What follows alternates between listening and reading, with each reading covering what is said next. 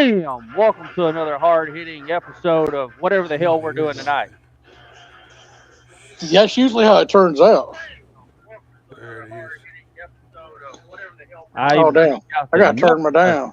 You got to turn it down. Too loud. Yeah, I got to turn it. Yeah, I turned it. I forgot to turn it down. Well, All we're right. joined by our special guest, Buster H.R. Johnson.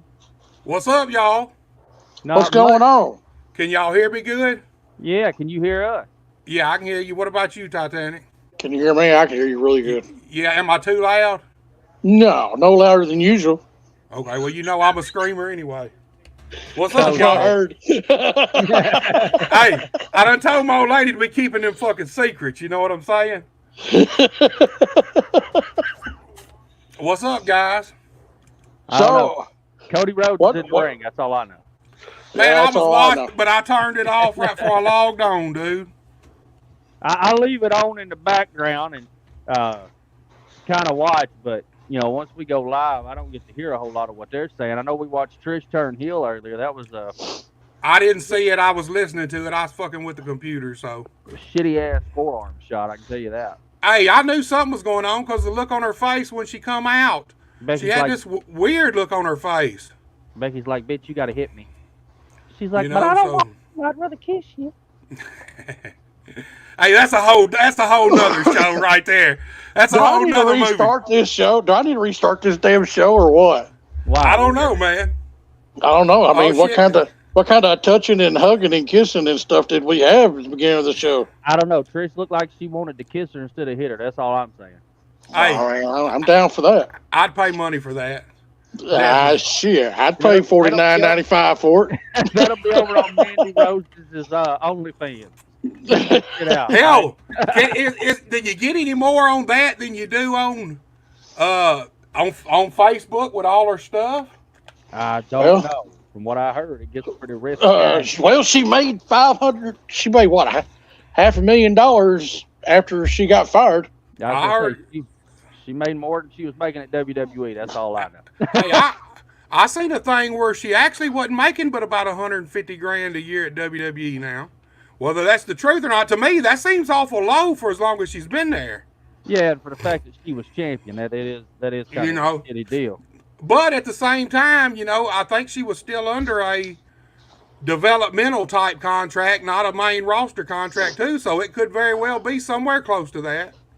True. I don't blame her. I mean, I'll be honest with you. If you're making that kind of money and you ain't really got to do nothing, just change clothes, take clothes off every so often. And you ain't got a bump. Hey, if I look like Mandy Rose, I'd be making $1 million a week too, man. No shit. So what's up? Not a whole Not lot of shit. stuff. I hear I you. remember watching Cody Rhodes get his ass whooped like I used to back in the day when I was wrestling you. Man, Let's you see if I know, can find that. I don't know about Cody, man. To me, he's a natural heel. I just don't see him as a baby face. I think he's a heel. I think that's where the money is with Cody for me. Dusty, Dusty was too cool not to like. Dustin's humble as hell, so he's a natural baby face. But no matter what Cody's doing, whether he's talking, whether he's a baby face or what, he still to me always has an aura of arrogance about him. You know what I mean? He's a little bit snobbish. He'd have been a good blue blood. Yeah. I can see that. But I don't know. I'm anxious to see where they go. I didn't figure they would drop the belt because they're just too close to 1,000. That's I mean, They're doing really good right now. It is kind of hot right now, and this kind of reminds you of back when Cena lost to Rock. to Rock, and then you turn around and you get Brock. Hey, it really surprised me, Brock turning. Was it last week? Yeah, Last Monday? Yeah. I really didn't expect that one. I figured if he was going to do it, he'd have done it after the match, at the end of the match somewhere. Either right before the finish or even after the finish. yeah, because that was what a good 15-minute ass whooping. Yeah, man, he whooped that ass. I'm assuming Cody's gonna go with Brock now, maybe. I mean, how does that fare for Cody when you're in there with Brock? Brock kind of gets to do what the fuck he wants to do. Even in, I mean, ain't nobody forcing Brock to do nothing he don't want to do in the back or out in the ring. No, So- and Cody No. has to learn to hang with the hard hitters or else. I don't know. I kind of think him and Cody must like each other in real life some. They may even be buddies because I don't know. I mean, Brock kicked his ass, but you could also see he was taking care of him too. He wasn't just reckless with him when he was chunking him around and shit. He Right. beat that ass, but he was taking care of him. Yeah, you could definitely tell that because, I mean, some guys end up on the back of their head and Yeah, on their side of their shoulder like Lashley did. And yeah. so, Hey, Lashley, man, I just watched him come out.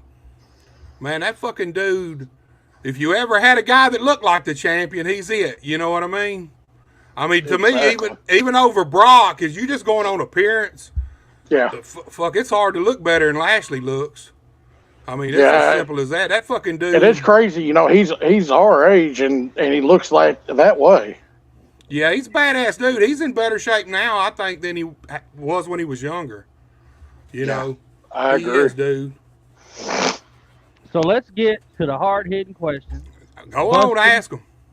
When did you break into this business? 1991, late 91, I started training, trained till mid 92, and then started wrestling right after mid 92. How old are you? Older than You old 30, as fuck. Like, 49. I just turned Really? 49 in January. Yeah. I started Oh, man. training. No, I started training when I was 17. I had to lie on the papers for them to train me, yeah. but they never checked, so, you know. That costs money to check, man. They do I was gonna say they do a lousy background check in this business. Well, they got their. I mean, back then, I don't. If I'm thinking right, I swear I don't think we paid but $20 or $25 a session, anywhere from 2 to 3 hours, once a week on Sundays, and we'd go from Helena all the way to Nashville to the fairgrounds, and that's still back when it's 55, even on the interstate. We'd literally leave the house at 4 o'clock in the morning. Training started at 2. We'd be lucky to have time to stop and get a little bite to eat before going straight to the school. And then after training, straight back. We wouldn't get home till 10, 11, 12 o'clock, depending on how much we stopped or if we stopped and ate or whatever. You know, back when it's 55, them trips was fucking long, man. Yeah. Shit. Now that was with USWA, right? USWA, yeah. It was their Yeah. training school in Nashville. Shit, I almost got my letters all mixed up. Hell, you. Go ahead. Go ahead. No, I was just gonna say, you know, we train on Sunday afternoon at 2. So I'm young. I done laid out most of the fucking weekend. I mean, back then I didn't have a weekend, all week, whatever. But I mean, even if you hit it hard on the fucking weekday, on Friday you always hit it. Friday and Saturday you always hit it harder. Man, you don't know how many times. My brother had this old blue minivan he bought. Shit, I'd just sleep in the back of that motherfucker for most of the up there trip, man. Passed out, drunk, stinking like hell, man. Yeah. You know how you get drunk and then you go to sleep and you pass out and that fucking alcohol is just exuding out of you? Man, No, no. dude. Dude, there's been times where I got rated TV 14 on Facebook, so I know. It surprised me. I hadn't been. I've had one warning on Facebook and I've had one warning on YouTube for a match. Not even a match. It was a wrestling show, but I didn't ever show the ring because they cut a promo away from the ring by the stage. But it was a Nazi gimmick. So all it did was show the wrestler and the Nazi manager come out and do the German shit and talk about how bad the Americans was, and immediately I got a warning for hate speech or something. But I think the whole reason is because they never seen the wrestling ring. I mean, really, after I did it, I got to looking back on it. I watched it and I'm thinking, I mean, I still thought it was fucked up, but I could see where if you didn't know the context of it, and you was too dumb to look at these fuckers and realize they were wrestlers and it was a promo, where it could be construed as hate speech. But I've been lucky ever since, and I ain't put no more fucking Nazi shit on since then. I can tell you that. Was that some old stuff, or was Some that old IWA out of up here in Tennessee. Well, IWA eventually became Mid-South Wrestling, what was Killer's company. Yeah. And this was Killer. It was IWA before that, I think. Before Killer turned it to Mid-South Wrestling Association or Alliance, whatever it was. It was just some of their stuff. I learned, I put more on later, but I learned not to put any promos that wasn't around the ring. If it didn't have the ring in it and had not sit in it, I don't put it on. You know, if you can see the ring and you can clearly tell it's a wrestling match, I hadn't been flagged on nothing else. But I had like 4 or 5 matches with these guys, and shit, man. I mean, that warning never leaves. No. Yeah, I think I had one show kicked off because we played either AEW or W. Oh, we played when Brock Lesnar took the tractor and picked up the ring. Yeah, see, I don't fuck with none of that, man. Well, you know, if you talk about some shit, if you're going to talk about it, you're supposed to be able to play a certain amount of any copyrighted material as long as you're going to discuss it and talk about it. But, I mean, like you said, who knows, man? I just don't fuck with shit like that. I try not to fuck with any copyrighted shit, and if I do get copyrighted shit, I try to cut it all out if possible, man. You know, me and you talked about that a long time ago. Yeah. And I told you, to me, I was worried. I didn't want to eventually get monetized and then have to go back and either re-edit every one of these fucking videos. And I've got almost 2,000 videos out. So think about how much time it would have took me to then have to go back and redo all these. In the long run, I'm glad I did it the way I did it. But there ain't no fucking money in YouTube, man. No, not anymore. Unless you're getting hundreds of thousands of views consistently, you're not making no money, dude. It's just, I mean, you just ain't. It's just simple as that. Now, they do have a premium thing, which I'm sure y'all know all this shit. Y'all fuck with the same shit I do, where you can charge people. But, I mean, you got to have special content to do that too, you know.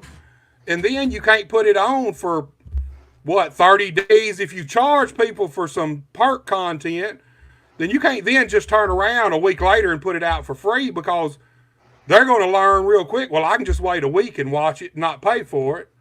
And I just felt like you need to wait at least 30 days. Anybody who I see do it, if they've got a subscription or whatever service like that through YouTube, the premium thing, they usually put out their content and wait 30 days, and then they'll put the same shit out for free for everybody. But you got to have a lot of fucking special content, you know what I mean? And I mean, fuck, y'all know as well as I do, content's hard to come by. I mean, you either got to be constantly doing it, making new content, or I'm lucky enough, I got a library of bullshit for years and years that I've collected of wrestling tapes. I got enough tapes right now, I could not put nothing else on but old shit and probably go 3, 4, 5 years maybe. 2 matches a day. But you still, until you start getting, even at tens of thousands of views, you're not going to make no money. Right. You know, it's as simple as that. There just ain't no money in it unless you get over, you know, unless you're getting so many fucking views. And you got to get them motherfuckers consistently too.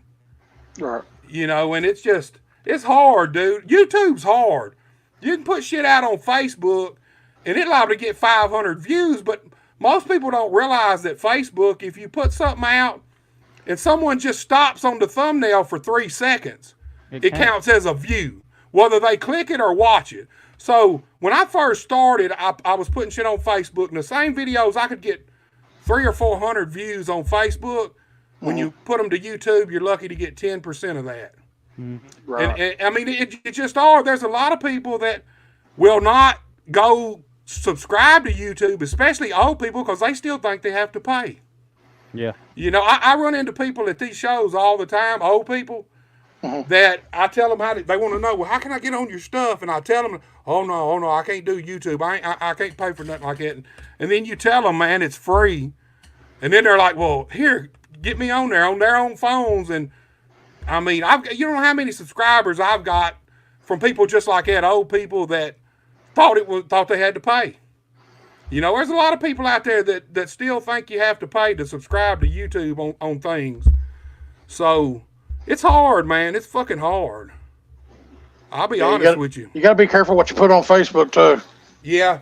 Yeah. Or you'll get put in Facebook jail for about a week and can't do shit, and then you still can't do nothing for reels and everything else for about a month. I've been lucky. I hadn't been in Facebook jail, knock on wood, not one time yet. I mean, I don't see how. Well, I tell you what, at first I don't see how, but now I kind of know how to word certain shit, you know. I mean, you can get away with a lot of shit if you clever with your wording, you know. But, you know, I don't know, man. YouTube, there ain't no money in it unless you are a huge fucking fish, you know. Yeah, we're over here being little minnows, I guess. Dude, we fucking in a tiny pond, man. Yeah, and don't try Patreon, because that shit's just as bad. Well, see, I don't know nothing about it. Look, I'm as lucky to get to fucking as far as I've got with this fucking computer shit so far, dude. I'll be honest. I've learned YouTube. I've somewhat learned Facebook. I can do the shit I need to do. But I don't know nothing about Patreon. I barely know Twitter. And there's like fucking 50 more. Oh, Jesus. They got Twitch and Discord. And yes, they got man. all kinds of shit. But Patreon, it's like a 3-tier fucking program where you can charge like 99 cents. I think it's like $3.99, and then it's like $9.99, and you have to put on different level of content for each level. Yeah, we got lucky to have one person pay to that. Right. Hey, that's better than no person's, man. I gave up on that shit. I mean, one's better than none. That's how you start, dude. You get one, and even at YouTube, man, you just got to keep. One thing I found out is consistency. Like I said, I've been lucky enough. I had a stockpile of content that I didn't even realize was going to be useful anytime ever when we collected it, you know. I figured it was just shit for memories. Most of it don't even have me in none of the shit. It's mostly other shit, other wrestling, other people. But, dude, fucking, when I first started with YouTube, here's the thing. Here about a year ago, about October of last year, I had to have some surgery. I had some gallbladder issues, and my gallbladder had stones and sludge in it. That would be due to some of the toe of Satan in the hot gummy bear, was it? Dude, that ended my fucking fuck that gummy bear. fuck that. Look, the toe of Satan wasn't shit. The hot chip wasn't shit. That motherfucking gummy bear, even if you chew it all the way up till it disintegrates, when that motherfucker hits your belly, that motherfucker don't go away. That motherfucker was hanging right in here, man, in my chest. I told him, I'll shit you not. I was like, there's a minute there I thought, I'm going to the hospital. I thought we were going to. I thought we would fix that to go to the hospital. I mean, that motherfucker, I'll never eat another one of them gummy bears. It made me puke twice. Because my didn't brother-in-law puke, but talked me into fucking doing it again. I'll never eat another one. Matter of fact, I ain't even doing no more hot challenges. Well, fuck that shit, man. Did you ever eat any of those scorpion peppers? You know, I think I still got a bag of them motherfuckers now that you say it. In my dresser. I had a bag, right? Didn't I have a bag when you was up here? Yeah, you had a bag, and we were gonna try to do that, but we was afraid that you was gonna have to go to the hospital. Dude, I ain't fucking with no more hot challenges. But then you pulled out the ghost pepper Pocky chips. No, fuck that. Hey, I still got a whole case of them motherfuckers in the thing up there. They ain't no fucking good. I'm sure I'm gonna throw them away. But no, I still got the peppers too. Apparently, I hadn't even thought about them, man. But anyway, I had some surgery. I had my gallbladder put some shit out into my pancreas. Oh, And you know, I didn't know it, but everything in your pancreas is poison, pretty much. Yeah. And so when it pushed shit back into my pancreas, then my pancreas pushed out some of its shit into my body. Mm. And it was basically eating me from the inside. Man, one Monday night about 6:00, we was eating supper. I ate a bowl of chili, and immediately, man, it was like hung right here under my chest. And I mean, I would assume you would think it was a heart attack. Man, it's the worst pain I've ever felt in life. Any kind of pain, broke bones, cuts, scrapes, fucking everything. This motherfucker hit me, and I didn't think nothing about it, so I thought it was maybe some bad indigestion. So I dealt with it all that night. Matter of fact, I dealt with it till 6:00 the next evening when my wife come in, and I don't go to the hospital or the doctor. I told her, I said, fuck, I started getting dressed, and when she come in, she said, what are you doing? I said, I think you're going to have to go and carry me to the hospital. Pain never went away, ever. Went to the hospital. Obviously, they put me through the tunnel, the MRI shit, did all their bullshit, and they figured out that I had pancreatitis. But it was because my gallbladder needed to be out, and it had pushed shit back into my pancreas, and my pancreas has pushed its shit out into my body. So from Monday night till Saturday, they couldn't do nothing until the pancreatitis went away, went low enough where they could operate. But I had to go to Nashville to be operated on. So from Monday till Saturday, the worst pain I've ever felt in life, ever. I literally begged to die 2 or 3 times. That ain't no shit. It was that bad. I was like, if you're going to fucking take me, go on and do it. You know? I mean, let's get it done. It never went away, never subsided. They started me on they started me on morphine, and it didn't do fucking shit. Of course, I got a high tolerance for shit like that anyway. They didn't know that, but I do. Morphine didn't even fucking touch it. So then they started me on Dilaudid. Dilaudid every 2 hours. Man, it didn't help the pain at all. It would make me relax enough so I could go to sleep for about 30, 40 minutes, maybe an hour and 15 minutes, and I'd wake right back up. Same pain. And then the 2 hours would come, and they hit me with the Dilaudid. I didn't get no relief until I actually came out of surgery Saturday afternoon. I didn't get to go into surgery until like 5:00 Saturday afternoon. And when I came out of surgery, that pain was gone. But what I was getting at was, I'd got to where I started with 1 or 2 videos when I started, and then I built up to like 4 or 5 a day because I was trying to get my watch time up there and keep my views up there too. But right. the thing about that is, the more you put on, the more you have to continuously put on to keep up with that. You know? So don't ever make the mistake of starting to put a lot of content on every day, because the more you put on, then you got to keep up with that from there on out.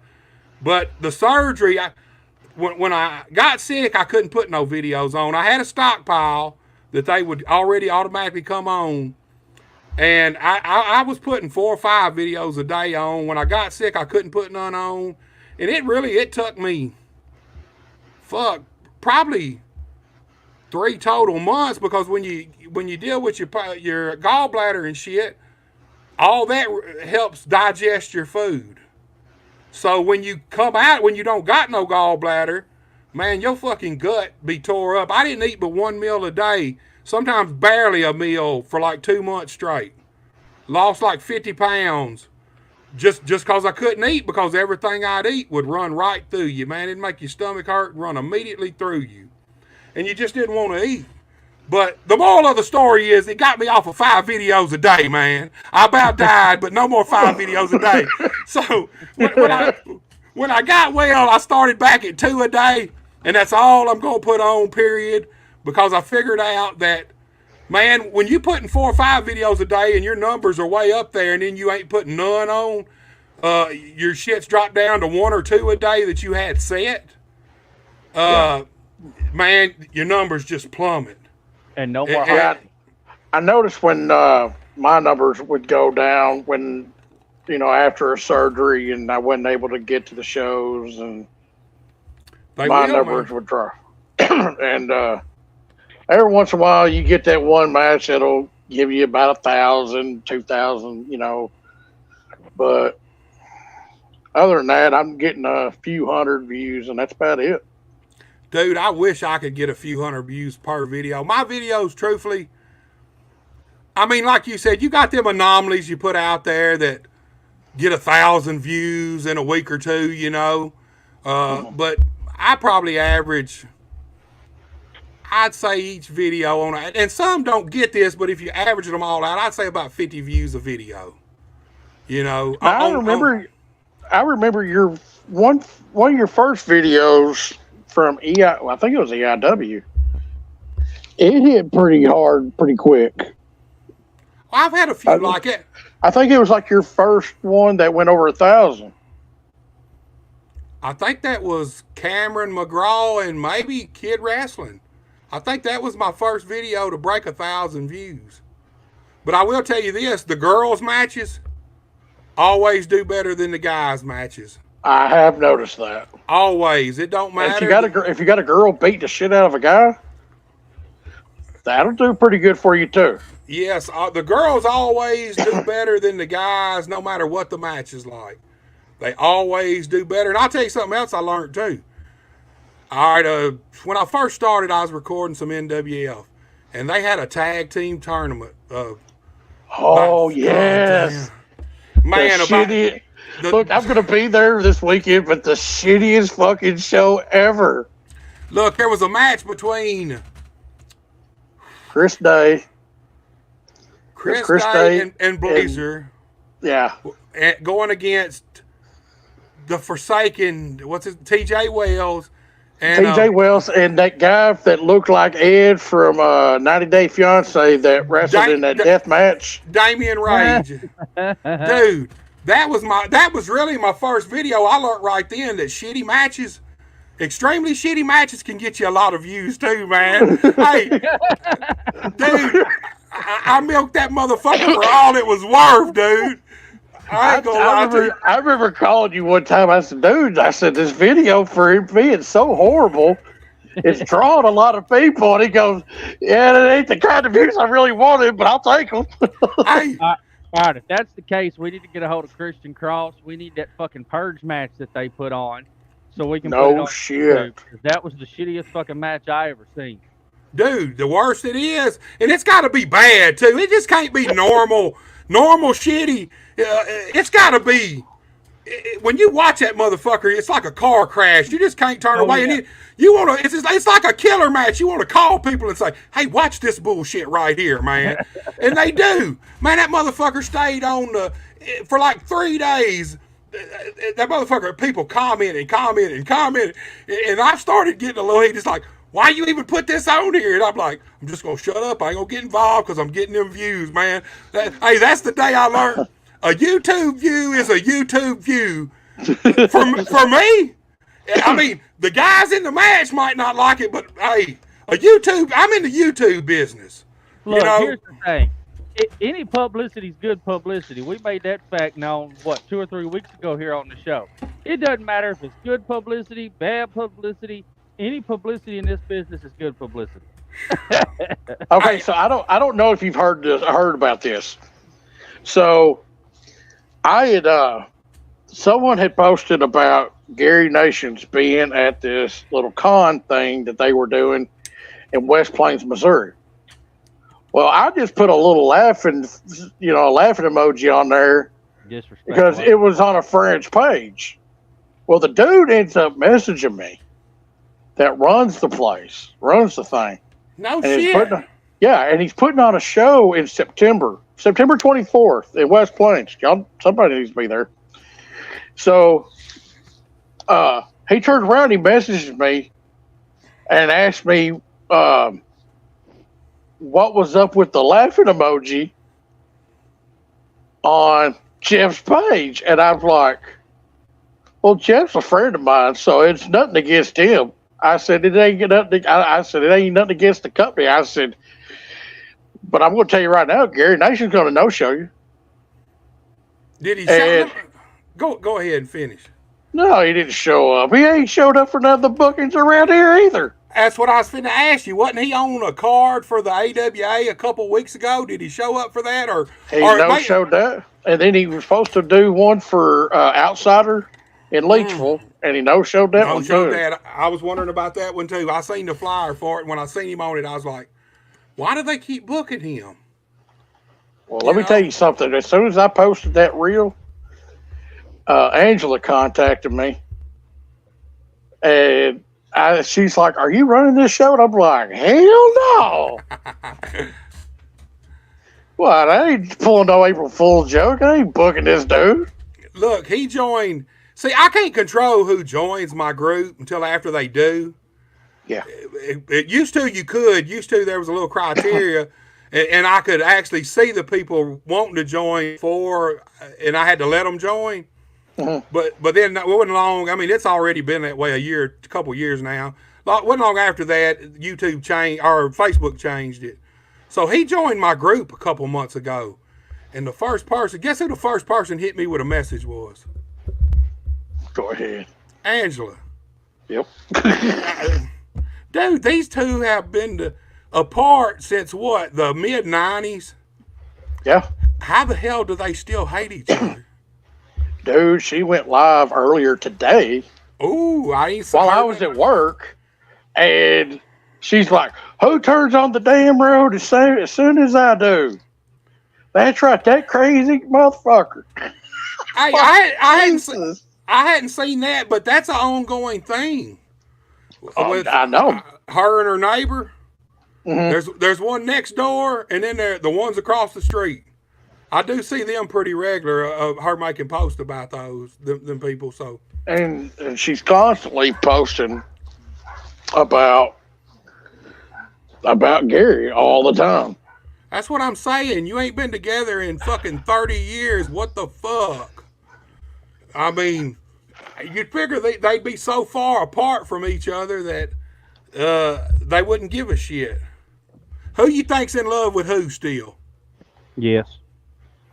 Who? You think of them. I haven't put one of them over the other yet. I'm beginning to wonder that too, because that's what I was going to ask. Her, or is it her or is it him? But I'm like him. I think maybe it's both of them. I think maybe they might need to just hook back up, dude. Or they need to go to a couples therapy. So we got our first fan question. And this is a new viewer to us. I'm going to throw it up here. Pass him right on by.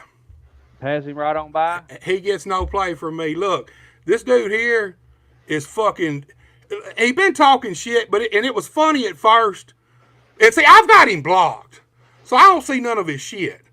But you wouldn't believe the people I've had send me shit. And like I said, it was funny at first, but now it's fucking creepy and weird. Fucking obsessed stalker fan. I've had literal people send me messages like, "No," they send me shit about him. I'm like, he's just talking shit. Don't worry about him. Then they'd come back like, "No, this motherfucker's obsessed with you. He gets no play from me. He's looking for notoriety, and he ain't getting it from me." All right. There you go. That's it. So we'll move on. That's about all the attention he's gonna get from me. Well, who did you have your first match with, Buster? Actually, I was in a couple of battle royals before I was ever in a match. Believe it or not, my first actual match was a tag team match. Me and a guy named the Executioner. You remember him? It may have been even before you, Rick Robinson. You remember Rick? He did work for Dog some, but no, I knew Subway Bobby. Okay, well, this guy was supposed to be one of the original Executioners. Whether that's true or not, I don't know. He's an old school dude. Me and him actually tagged up against Chris Rocker and Red Robinson, the Fabulous Rockers. My first real tag match, me and him against Rocker and Red. I think we were in We were in Arkansas, one of them old towns, Dice, Joyner, that had one of the old schools with the dressing rooms down in the basement. That's Joyner. Okay, that well, was, that's... Because that was the same place where we had our first match. Oh, was it? Yeah, and Cowboy was very nice and pepping me up. He's like, it's okay. You're going to feel everything. And I'm sitting there nervous as could be, throwing up in the toilets. And he's like, it'll be all right. He was pumping you up, man. Yeah, it didn't help much. Hey, really, people want to know, even back in the day, littler guys, they'd want to know, well, why you sell for Rocker so good and don't sell for me the same way as... I'm like, fuck, I got a lot of respect for Chris Rocker. You know what I mean? Right. I mean, we got a lot of history. I mean, fuck, him and Red, look how long they've been in the business. I mean, they've been in the business... I've heard that they tagged up before, and I believe Red had actually told me about that. Because my first remembrance of Red was wearing looking like damn Barney. The purple suit. In Dyersburg. Yeah, no, this was way before that. They were the Fabulous Rockers, matching tights and shit. Rocker was literally that big around. Oh, I remember. Hey, he's a fucking giant now compared to what he was then. I mean, literally, Rocker was young. He was little. Red's a tall guy, but he was slim then. Right. He wasn't as big as he is now. He was slim, tall and lanky. We actually had a good match with him. I'm sure we was a little rough. I'm always rough. I remember them, not them, but I remember somebody, Sam, we throwed one of them out, and Sam, before he got his boots fixed and had the crate sole put on him, they still had the biker heels on them. Oh shit. He kicked that. I don't remember if it was Rocker or Red, but he kicked that motherfucker all the way across the gym over and over, man. I was going to say, it don't matter if he's got fucking crate soles on him or not. He's still stiff as shit. Yeah, but think about that heel of that boot keep catching on your ribs and shit. Dude. But how much money do I owe you, sir? Hey, Rocker's daddy's the one that booked that match. Well, that was nice of him. That's what you get for talking back to daddy. Yeah, man, him and Red were my very first real match. I'd done some battle royals and I'd done a run-in or two on some shit, but that was really my first match. And you know, back then, there wasn't a show even every week back then. If it wasn't Lawler's show, sometimes these shows were 2 and 3 and 4 months apart. So truthfully, in the first year or two, I may have not have worked 7 or 8 times maybe in the first 2 years of wrestling, just because they didn't have shows everywhere and every week like they do now. They was at least every 3 months or so, you know, most of them. And there wasn't a company every 15 miles up the road either. There wasn't 300 companies. There's barely even a couple other than Lawler and them. Right. So on that note, my wife just got home. I know I seem preoccupied for a second. She brought me some Popeyes. I don't know if y'all can see that. Have you ever ate the Mardi Gras mustard? Yes, that's good shit. I love Popeyes. Anytime we go where there is a Popeyes, that's what we eat, dude. We always eat Popeyes. I just had Popeyes the other day. We got Cane's and Popeyes both, and I'd still most of the time rather have Popeyes over Cane's, though I love my Cane's.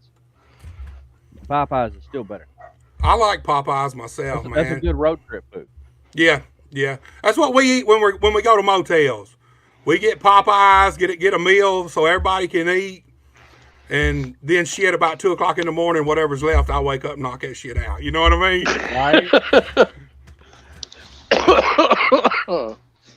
I know you said you weren't going to pay this guy no more attention. What's Wrestling Land? That's Alan Walker's. You know Alan Walker, the dude who used to run, him and his family used to run Peppermint Pond? Yeah. The Walkers? Yeah. Yeah. Okay, well, he said, so Wrestling Land is a fan too. I don't know. I'll throw it up so you can see it. This is what he said. And then here's the other comment that he said. Something about you didn't work worth a shit. I don't know. I guess he's just trying to bait you into bitching at him some more. Look, this dude, I swear, like I said, at first it was funny. And then the more people told me about shit and the more people hit me up and shit, I think I got my first obsessed stalker fan, dude. Congratulations. Hey, I shit you not. From what I've heard, this motherfucker's whole life is consumed with me. That's worth I it. don't know. I don't sit. Okay, I can't say I don't sit around being on Facebook, but but I don't watch every live I see though. Man, look. I got more important shit to do. Sorry. You know, I had to quit engaging on Facebook. I got a habit. I can make a post, and that motherfucker will start a war with somebody. Whether I mention anybody specifically or anything specifically, start a fucking Facebook riot for 2 or 3 days. And it used to, I would engage, and then I'd end up for 2 or 3 days just fighting back and forth with motherfuckers, just wasting my time and my energy. Man, I decided I'm going to post what I want to post, say what I want to say, and let them do what the fuck they want to with it. You know what I mean? Here's the deal. It's your Facebook. Hey, for a lot of these motherfuckers that don't like me and shit like that, they sure seem to hang on every fucking word or post I make or say. Goes right to them. I made a post. Look, a couple weeks ago, 2 weeks ago, I made a post that had no identifying qualities. I said, 22 or so people in the crowd. I bet you dollars to donuts, every one of those people came with workers. And I said, not good. That's it. These motherfuckers come out of the woodwork and they basically outed themselves. I fucking worded the question because I wanted to see if they'd come out. Dude, for 3 or 4 days, Bluff City did nothing after that. Johnny, Brody, the dude there, personal attack. Personal attack. When the facts are the facts. Anybody could have went and did these YouTube numbers. Or anybody could have paused the fucking TV and counted the fans. Mm-hmm. I mean, how you get mad over the truth? But these motherfuckers spent a whole half a week personally attacking me. They couldn't say nothing back about what I said. And like I said, I didn't mention nobody. I worded, it's like a mousetrap. I planted the cheese on it, set that motherfucker, and hit it out there. And within 5 minutes of me posting it, they were on it like piranhas. I had several people message me and say, damn, who were you talking about? I thought you were talking about a company in Trenton. So they kind of outed themselves. And it is what it is, dude. You know, don't lie about shit that's easily proven wrong. You know what I mean? Right. If you're going to lie, I don't care if you lie or not. But make some shit that motherfuckers got to work for to find the truth or can never find the truth. You know what I'm saying? Right. So where are you recording at these days? Dude, I'm a little bit of everywhere. I'm in Trenton, obviously. Pretty much everywhere around here. Friday, I'll be at Premier Pro Wrestling in Dyer. More than likely Saturday, I'll be at TIWF. This past Saturday, I was at the Legacy Pro TCW show in South Fulton. I made a trip to MCW here. Now, I heard you went down there a couple weeks ago. Yeah, a couple weeks ago. When the storm happened, when the bad storm Yeah. was in, I went down there. Had a good time, dude. I was stuck in the women's bathroom at work. Stuck in the women's bathroom. Yeah.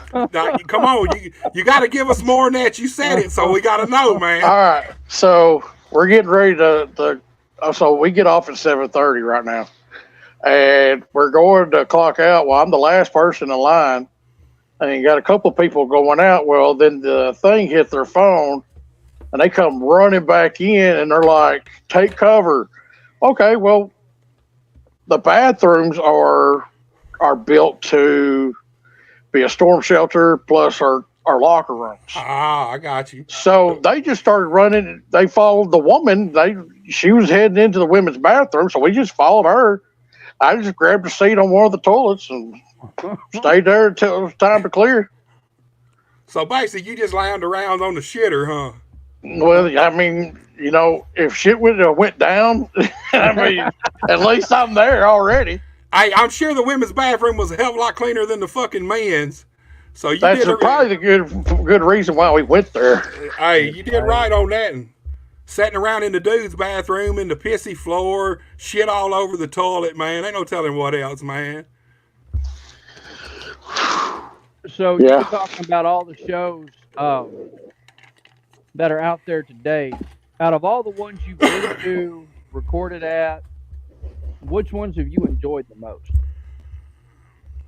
Dude, here's the thing. Up here at Tennessee, a lot of the shows have a lot of the same talent. Not all completely the same. And I'm going to tell you something. I didn't realize it, and even when I was a worker and working in Tennessee a lot, you don't realize it until I didn't realize until I started filming. Tennessee wrestling is a lot different than Arkansas wrestling. I Yes. learned that when the first time I stepped foot into Dyersburg, Tennessee. I'm gonna tell you something. These guys up here, the guys up here on the lowest level, the majority of them are better than the guys on the lowest level in Arkansas. I don't know why. I don't. I think it's because there's so many shows up here. I mean, really, you got Pro Wrestling Mid South in Dyersburg. Legacy Pro runs all around here. Dyersburg, Hall, South Fulton. You got TIWF every Saturday night. In Trenton, you got Premier Pro once a month on a Friday night at the fire department in Dyer, Tennessee. That's a big time show. They're doing something a little different. They do use a lot of some of the guys, and they kind of alternate them, but they bring in a lot of guys. Y'all know anything about Damian Wayne Coastal? You ever see that name? Yeah, I have. Dude, he's a hell of a worker, old school style. Older guy, isn't it? I think he's about 50. He's probably about my age, a little bit. I think he's actually 50. I think he's a little bit older than me. I don't know him personally, but I do keep up with him. Hell of a old school worker. The last Premier Pro, him and Chase Stevens they've had like 2 matches, and they're going to be going against each other this Friday in a fan strap match. But man, they had a hell of a match. The Hot Shots, they're the Premier Pro Tag Team Champions. You know, they're big in EPW and some on Memphis Wrestling. We got a comment from Alan Walker here. He said that there's a show about every 15 miles in Tennessee. Someone gets mad and they go open their own show. Hey, that's the truth, man. And here's the thing. There's so many places to work. It's the talent. It's hard to. I don't want to. It's hard. Control them. That ain't really the right word. But you understand what I'm trying to say. They get mad about something or don't like something. They can literally just quit and go keep their shit on and go 20 minutes up the road and probably go right to work. You know what I mean? Yeah. And it's not just a one-way deal. It goes back and forth. And there he is. There's a show every. All right, you got Nonstop Wrestling Alliance in Paris. Swag's going to be opening back up, I think, here in May. So, I mean, shit. And then there was SPW in Brownsville, which I guess they're out of business now. Is there 2 shows still in Trenton? Dude, you know, TIWF's been there for the last 15 years. Right. EIW moved there.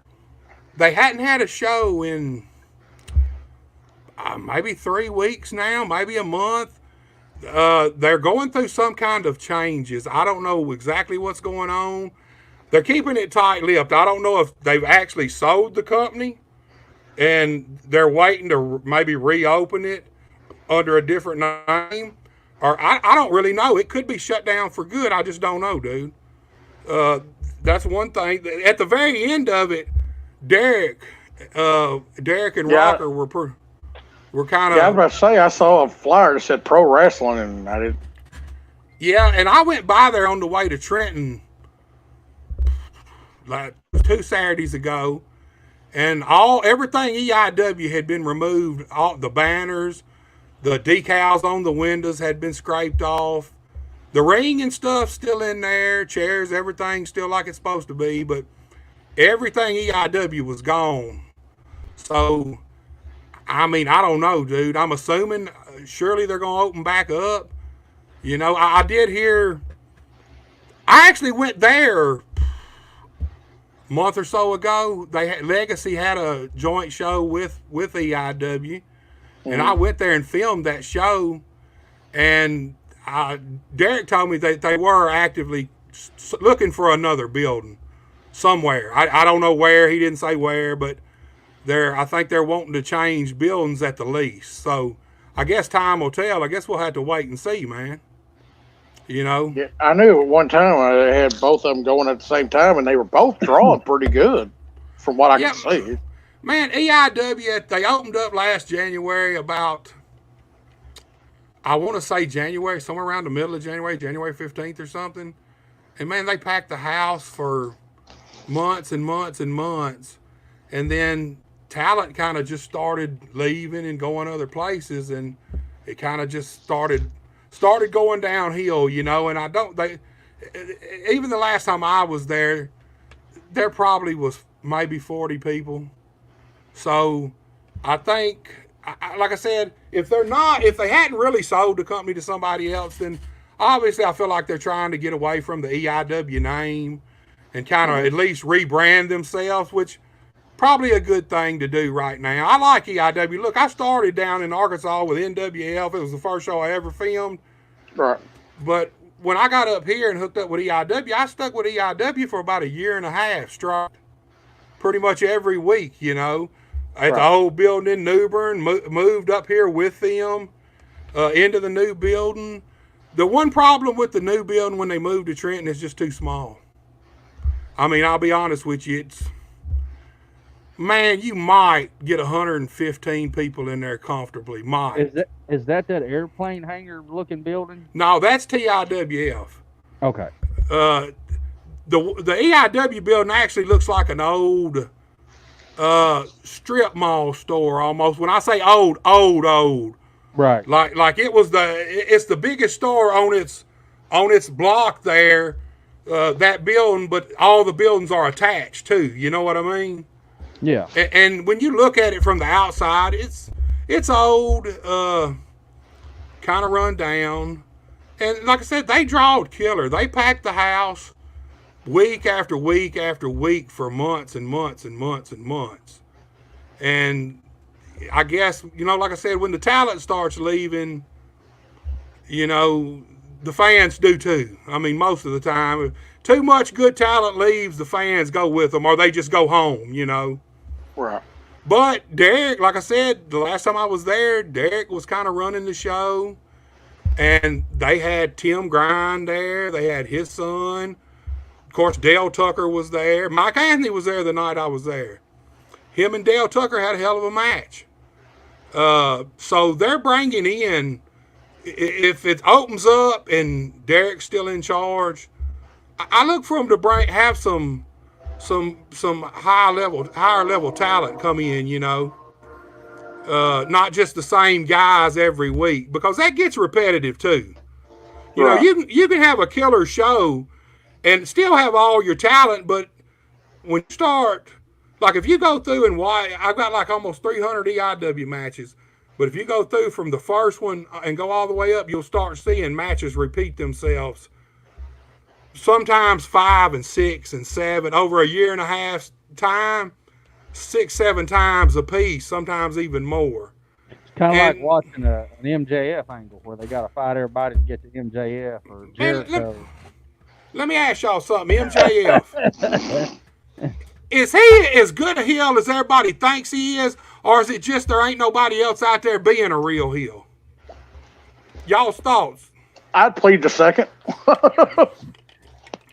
I agree. I mean, I don't think there's anybody else out there that's on, you know, WWE, AEW level that's putting out the quality of a heel attitude that he does. He lives that character. Sometimes he's a little, some shit he does is in bad taste sometimes on him. I mean, you can be a heel, but it's another thing to be you want to be a not liked heel in a sense that you want people to boo you and shit like that, but most of the time when they boo you like that, they really like you. You're just a heel, you're doing your job. It's kind of like a Ric Flair situation. If he's a bad guy back in the day, he'd get booed, but he could turn babyface in a second and be cheered the same fucking night, the same match. MJF, I seen a thing a while ago where he made a baby cry. And I mean, look, it's funny. I mean, yeah, it's funny as hell. But here's the thing: how many real people see that and don't take it the same way maybe he intended it? You know what I mean? Maybe they take it too serious. You know, maybe it's like putting the drink on the kid a month or so ago. Shooter work. What do y'all think? Whatever the last thing he did, where he poured the drink on the little boy. Oh, where he threw the tequila on the kid. Shooter work. I think it was a shoot. I don't think he realized it was tequila. But even if it was water pouring on a little, I'd have poured it on the mama's head before I'd have poured it on the kid's head. I don't know. He likes getting that fucking heat. Go for a kid. Gonna get some heat. Trust me, I know. I have to believe it was a work because, I mean, Tony Khan got enough money for motherfuckers to want to sue his ass. So I just don't see, I don't think MJF would be dumb enough to go out there and do that without it being planned out. Because, I mean, I don't care who you are. You can have that little old Burberry belt. You go to getting Tony Khan and them sued for one drink on a kid's head could very well turn into several $1 million in a parent's pocket in a lawsuit. And I feel like it was a work. It came off as a shoot, but I 100% believe it was a work because surely he knows better than that. And if he don't, that's going to get him in trouble one day. Somewhere down the line, if that wasn't a work, somewhere down the line, doing something like that, he's either going to do it to the wrong, but thinking about if that had been some daddy sitting there. Right. That he didn't know this was some bad, say it was some young UFC dude there with his kid, and he don't realize whose kid he's fucking with. And that dude could literally beat his ass and then still sue Tony Khan and probably won the lawsuit. I mean, me personally, I feel like it had to have been a work. Now, the baby crying thing, I think he just did that to be a shithead. And it's kind of funny, but what I think about is all the other people who see it that take it more serious than it really, you know what I mean? Yeah, because he was sitting there signing the belt. At the same time, when he looks at this kid, he just starts crying and getting at the kid. And then the baby starts crying. I mean, he does a lot of asshole shit, but the throwing the drink had to be a work.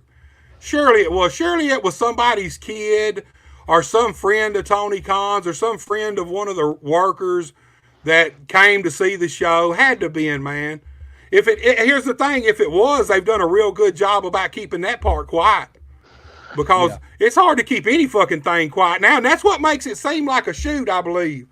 Because, well, they did say in the the conference afterwards that they brought the woman and kid back. Yeah, I seen that. I don't know, dude. Here's the thing. Think about Jeff Jarrett. Jeff Jarrett, when he left Memphis, with the Memphis fans around here, when he left and didn't come back, he got go-away heat around here for years and years and years.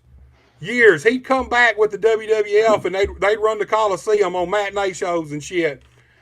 And it wasn't like Lawler being gone and coming back and being here, floating back and forth. Lawler was still the man. Everybody still loved him. Jeff Jarrett had the kind of heat for a long, long time. It wasn't good heat. It was, we really don't like your ass. You turned your back on us type heat. And he's just now really recovering from that around here. Now, everywhere else, he just got good heel heat. But around here, people took that personally when he left and just didn't come back. You know, he didn't come back for several years. The only time he did come back was on the WWF show. And you bring up Jeff Jarrett. And there's something I want to ask you because it was something I saw on one of these old Memphis wrestling history type things. And they asked for people's opinions about Billy Joe Travis.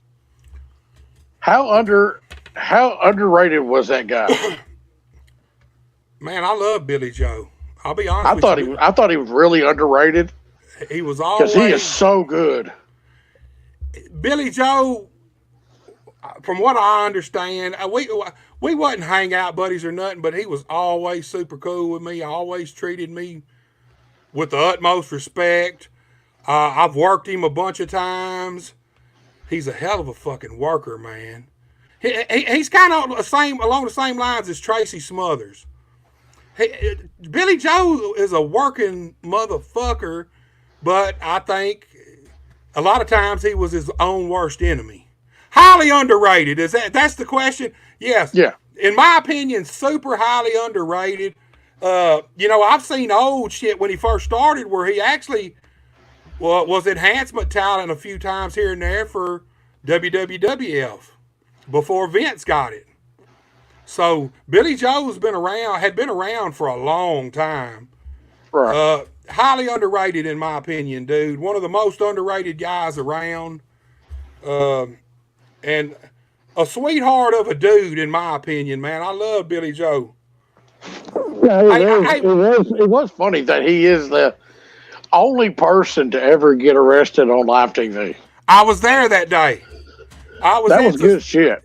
I was at the studio that day. Fucking the cops didn't want Lawler filming that, but Lawler made the camera crew follow him. The cops didn't want it to be filmed, but Lawler told the camera crew, "Y'all stick with him. Y'all the whole way out to the parking lot." Him and Brian, I think, had just had a match before that had actually spilled out in the parking lot. If I'm thinking the same day. And both of them were beat up. When Billy Joe come back in, hell, his eye was swollen up a little. They both had scrapes all over their back where they was out in the parking lot, rolling over cars and on the fucking concrete. And then right after that, all of a sudden, here's the police come in, fucking go up to the front of the studio, and then all of a sudden, they got Billy Joe handcuffed, taking him out. Walking him out the door. Well, see, at the time, right when it was happening, I didn't know whether it was a work or whether it was real. Because it just happens, in my head, I'm thinking, well, surely this got to be part of the show because the camera crew wouldn't be filming it. And then I heard Lawler as they come down the hallway. If you go in the studio, there's this hallway that leads to the break room. And this hallway on one side is like a bathroom or something that Lawler and whoever would use for the big dudes would use for a dressing room. Lawler mainly. So he'd kind of have his own spot. And by that time, they bring in Billy Joe. That door opens, and you hear Lawler telling the camera crew, stay with them, all the way out. Stay with them as far as you can. And then, I mean, they took his ass over to jail, and I guess somebody bonded him out a little while later. If I remember right, he was at the house show that night. I want to say maybe it was in Crockett Mills, Tennessee, because it was one of my house shows, one of the very first few house shows I got to work. And I think he made it to the house show. So, but it was over child support, if I'm thinking right. Yeah. It's over child support, which, I mean, that ain't the first time Billy Joe's been arrested at the studio. I think that's just the first time they actually filmed it. If I'm thinking right, he's been arrested there twice. Really arrested there twice, and I think both times for the same shit, child support. Damn. Where his ass at. But I love Billy Joe, man. Man, it's hot in this motherfucker, man. I'm drinking too. What's you drink? I'm drinking some margarita, man, but that shit's sweating right out my fucking eyes. I can tell you that, fogging my glasses up. So are you still set up the way you were when the last time I came up here? Well, as you can see, I got me a green screen. I got some microphones, some headphones, which I bought old fucking corded headphones. And I ain't really had these motherfuckers about 2 months, and they've had a short in the fucking cord since about the third time I used them. So I'm fixing to get me some Bluetooth ones or something, some cordless ones. You gonna fucking forget to charge the motherfuckers. Nah, I keep all my shit up, man. You know that. Dude, hold on. I've been waiting on you fuckers all day. I hit this motherfucker up early. I said, send me this fucking link when you get it so I can set my shit up. Because with StreamYard, unless you get the link, you can't set up to see what your shit looks like to make sure there ain't no fucking blurs in it anywhere. And then he said, well, I set it up a little before the show. And I'm thinking, to me, a little before the show was at least a couple hours. This motherfucker, y'all get the link to me 2 minutes. Y'all, I almost didn't even look. I almost didn't even log in when I did. I started because I know it was 8:45 or 9ish. So by the time, I didn't get the link till like 8:40. So I'm thinking, well, surely we ain't gonna start at fucking 8:45. But I thought, well, I might ought to log in and just see if they're on. See if, just a touch base and shit. And hell, I logged on and y'all were already going live. Hey, look, I got You look. wasn't waiting on me. You got waiting on it before I did. Yeah, but who makes the links? He does. See there, you could have got this fucking link to me early today. But if I do, then he bitches that I send it out too early and that I'm rushing him. Well, you ain't got to put it out to nobody but me. You could have just sent me my login link. You see, I get off at 7:30. I don't get home and get settled in. You see me here munching on some ham and shit. Dude, I'm an old motherfucker. Y'all bypassed my fucking bedtime already, man. Oh, trust me, I know. That's the only time I really got a chance to do it, Look, I'm on vacation until the 24th of this month, but I'm tired as shit, okay? I've been working out in the yard. I've been out doing Jeep shit all weekend. The kids are home for fucking spring break. I want to go to fucking bed too, but he's like, hey, let's do another fucking show. And I'm like, well, can you get off any earlier? No, I can't get off no earlier. Well, then fucking figure out a different time. I can't, man. We're going to have to do it at 8:45. Look, we're going to have to get this motherfucker a helmet with the thing that sticks out where the fucking camera can point at him so he can just do the fucking show wherever he is. If he's still at work, he can still do the fucking show or riding home. Then I'd echo back, there ain't shit in my office right now. Shit, I'm always ready. Fuck. If I'm on time, I'm late. That's how I feel about it. That's what I tell my wife, and she don't like it because I'm one of them motherfuckers. I'm as old school as you. I leave 2 or 3 hours early to be early, 2 to 3 hours there. Dude, talking about the studio, motherfucker, I'd be there at 7:45 or 8 o'clock already dressed. No other motherfucker show up until 10. Jerry Lawler come in at 10 with donuts. Yeah, I'm the only one sitting there completely dressed out. I've been dressed out for 2 fucking hours, man. I remember when I first started, and I would be at the building right after work because I worked a couple blocks from the building.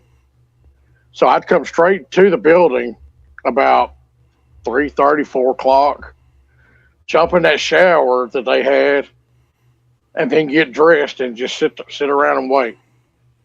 I'm always early, man. If I'm going to be somewhere, I'm fucking early. I showed up at the MCW show. Of course, we stopped in Blytheville and got a motel room for the weekend because Sarah's family's from Marktree and she wanted to go visit.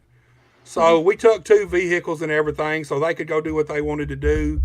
And they didn't have to come drop me off or come get me. So I get to the fucking building in Osceola about 5:25. Now, obviously, nobody's out front. I couldn't see the back the way it was with the old building in front of it. So I pull up in front, man. I get all my shit. I thought, well, surely somebody's here in the back. I go around the back. Nobody at that motherfucker. Harry didn't show up till 5:45 or so, man. And I've been there since fucking 5:25, and I almost went earlier than that because I was bored already, just sitting at the fucking motel room killing time. That's the worst thing about wrestling. It's a hurry up and fucking wait. That's one reason I loved wrestling on the studio in the mornings, because I hate waiting all fucking day for a wrestling show. It consumes my whole day when I got to get up and even this podcast. I've been waiting all day for this motherfucker, man. I ain't shitting you. Just all day it's been in my head, man. And the closer time gets, man, and I ain't getting no link, I look over and I said, these motherfuckers better get me a link soon, man. And then about that time that link popped up, I said, there it is. But dude, I'm just built that way. I show up early for anything. If I ain't there and I ain't early, then something's wrong. Something's done happened. That was my payback for the Bait Masterson gimmick you gave me years ago. Dude, man, if we would have been able to play that out, man, dude, here's the thing. If I ever start another company, I'm gonna put that gimmick on somebody else. You fit it. You were perfect for it. I mean, really, you were perfect for it at the time, dude. Just because I can't wrestle don't mean I still can't manage shit.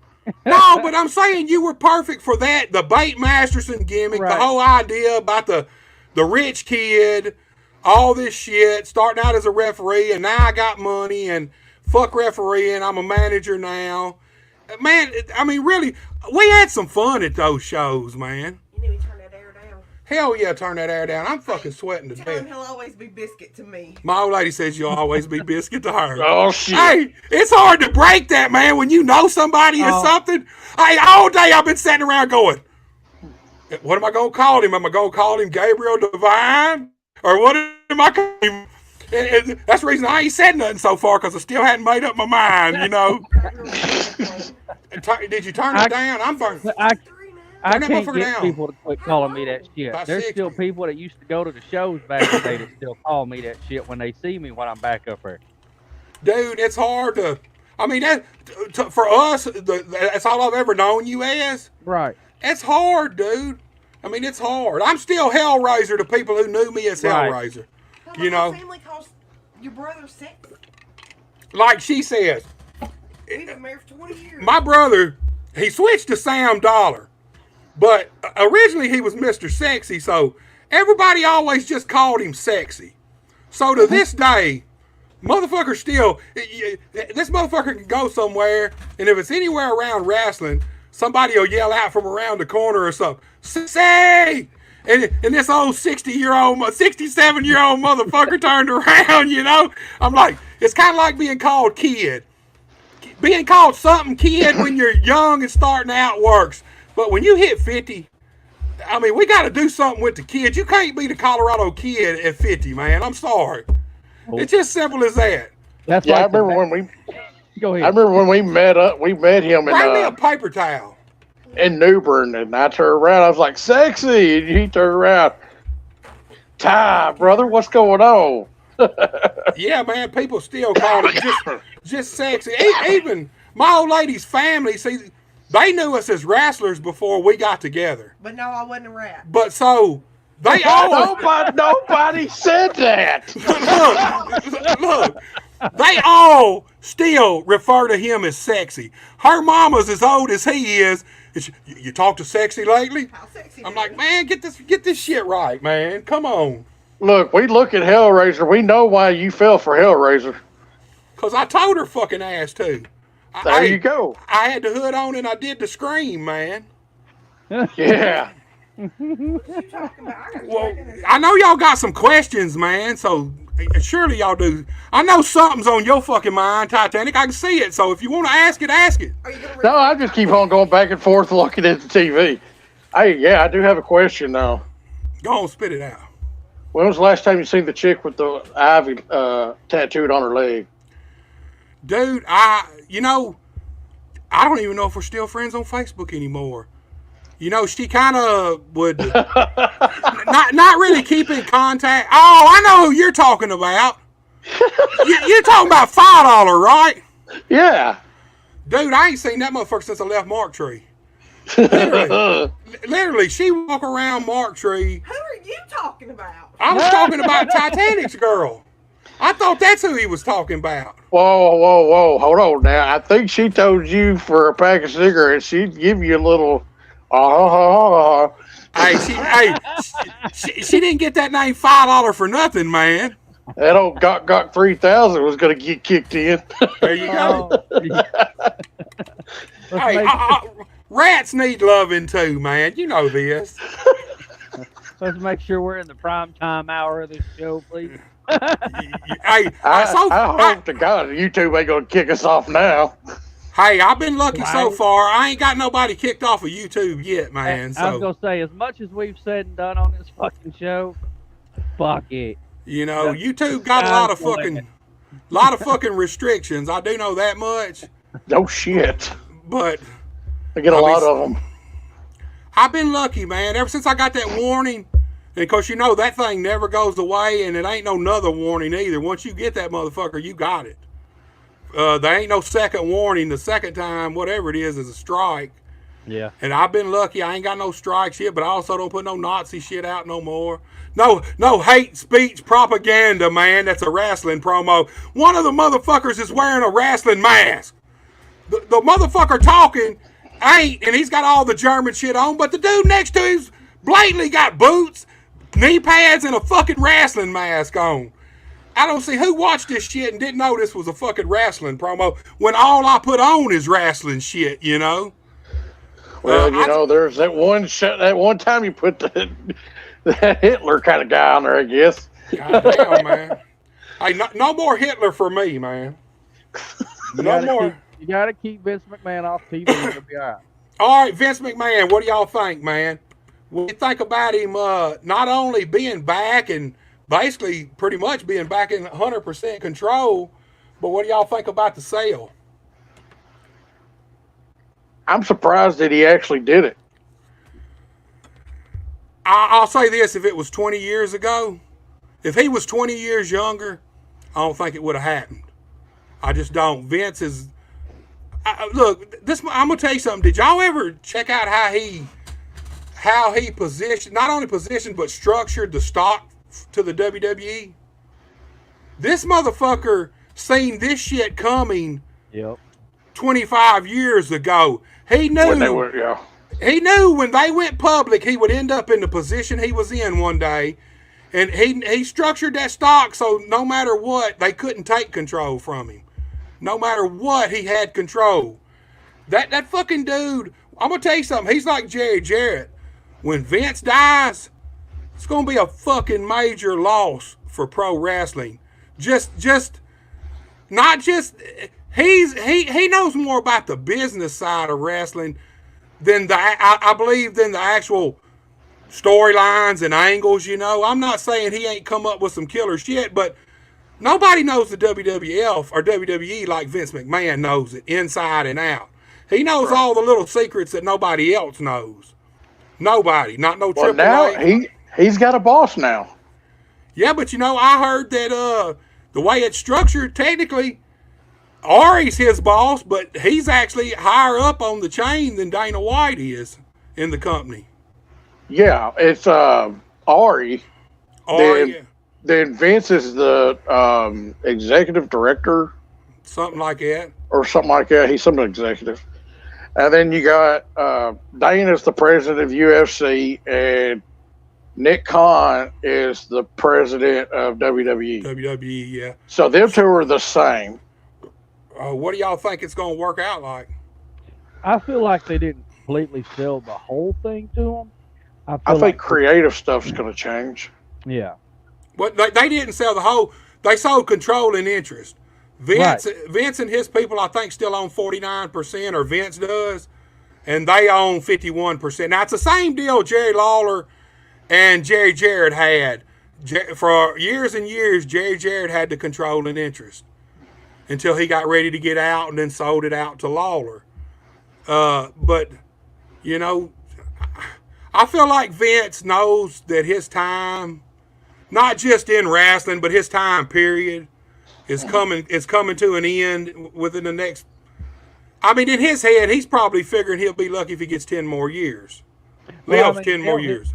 He's what, 60 something? His mama lived to be damn near 100. Oh, I didn't know that. No, he's 70 something. Vince is almost 80. Is he that? I knew he was in his mid 70s at least. Vince pretty fucking old, man. I mean, how? You think about it. If let's say he's 78. At 10 years, that's 88. I mean, he already starting to really, that age is starting to show. I know he signed a 2-year deal. Alan Walker just posted that he's getting $4.3 million a year for the 2 years that he has signed with. And not to mention what his sale bonus was, Right. He got a big sale, more than anybody. Then Nick Khan somehow is second in the line of that. And then it trickles on down to Linda and Stephanie, and Triple H is like the lowest dude on the fucking totem pole. Oh, they said that Nick and Triple H got a big bonus. Well, from what I understand, Triple H on the sale got $5 million on the sale. And see, that's what I've heard. I heard Nick got more than that. I heard Nick was Yeah. right under Vince, above anybody else other than Vince, above Linda, above Stephanie. Shane don't have no say-so in it. When he left years ago, he sold all his stock, so he don't have no kind of stake in it whatsoever.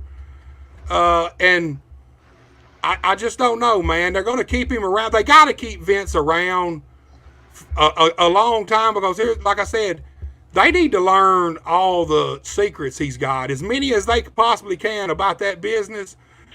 Here's what I'm worried about. Okay, Vince dies. If they stick with Triple H, obviously Triple H, unless something freak happens, he ain't dying no time soon. Triple H could actually be around, 30 more years probably, till he's Vince's age. But what happens after him? Which I'll be too old to give a fuck. I'll probably be dead by then anyway. So, but, I mean, really, what happens when all the wrestling people are out of the WWE, and then it's got to be ran by people who have no fucking idea. That don't really know the wrestling business, that's never been in it, never had to deal with it. Well, nothing. I mean, look at Tony. Do you think? Well, hold on. Let me ask you this. Before Hunter started dating Stephanie, do you think that might be something that happens? He takes somebody else. And by the way, Vince is 77, and he's worth $3.1 billion. Hey, and he bought the company for $1 million somewhere around there in the day. So, and it sold for $9.3 billion. I wished I could do something that smart. Hey, that dude is no shit. that motherfucker is a legit tycoon tyrant motherfucker. Vince has been ahead of the game his whole fucking career, his whole life. He's been miles ahead of everybody else as far as where he's seen he could take the wrestling business to the heights he thought he could take it to. Nobody else seen that. Ted Turner didn't see that. Ted Turner bought a company that was already up and running. It ain't like he had a vision of something. Eric Bischoff, for his year or so, probably come closer than anybody to somewhat be in competition for Vince, Vince ain't never really had no competition other than Bischoff for that year and a half. WCW, I was always a WCW guy. I mean, I watched it all. I always loved WWF too, but at heart, WCW, old school NWA is my style of wrestling more than anything else. But it never was a competition in Vince's eyes. He was always so far ahead of him on the business side, how to market wrestling, how to promote it. I mean, in my opinion, you got Barnum and Bailey and you got Vince McMahon. And I think Vince McMahon really is probably the greatest promoter today that's ever lived in my eyes. I mean, Don King's out there, but Vince ain't never stopped. He ain't never slacked up. He's always, his company, other than when it stagnated a little bit in the early 90s, and then he was still making money then. They just wasn't making the kind of money they wanted to make. Right. Vince has went forward from day one. He has every fucking day he's marched that company forward to get it to where it's at today. And I think he deserves it, man.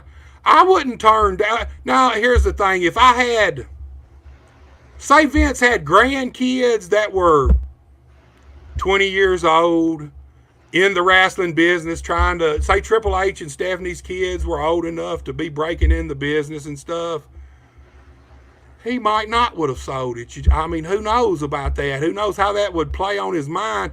For Vince is about accomplishment, I think.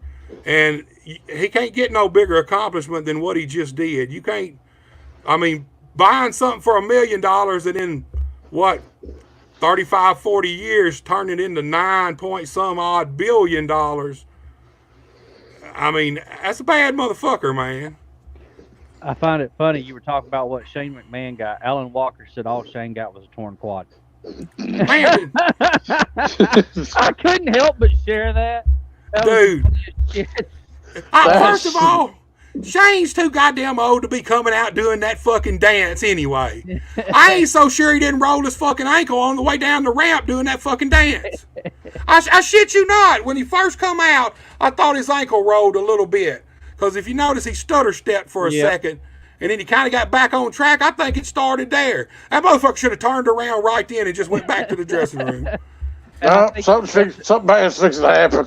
Wasn't it Trish that kept tripping over a fucking robe coming to the ring that night?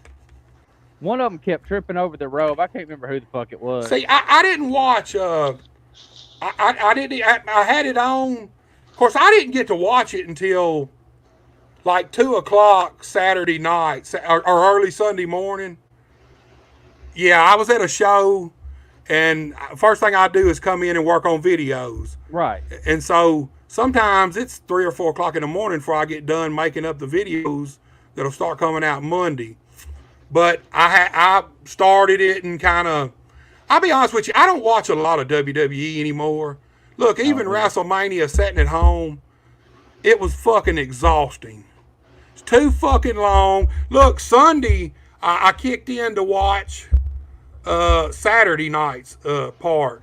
And I didn't realize it, but we kicked in at the start of the kickoff. 2 hours kickoff show. What the damn, man. fuck? I'm sitting there, I'm telling my wife, I'm saying, shit, man, I'm already about ready to turn this motherfucker off, and they ain't even got into the first fucking match yet, dude.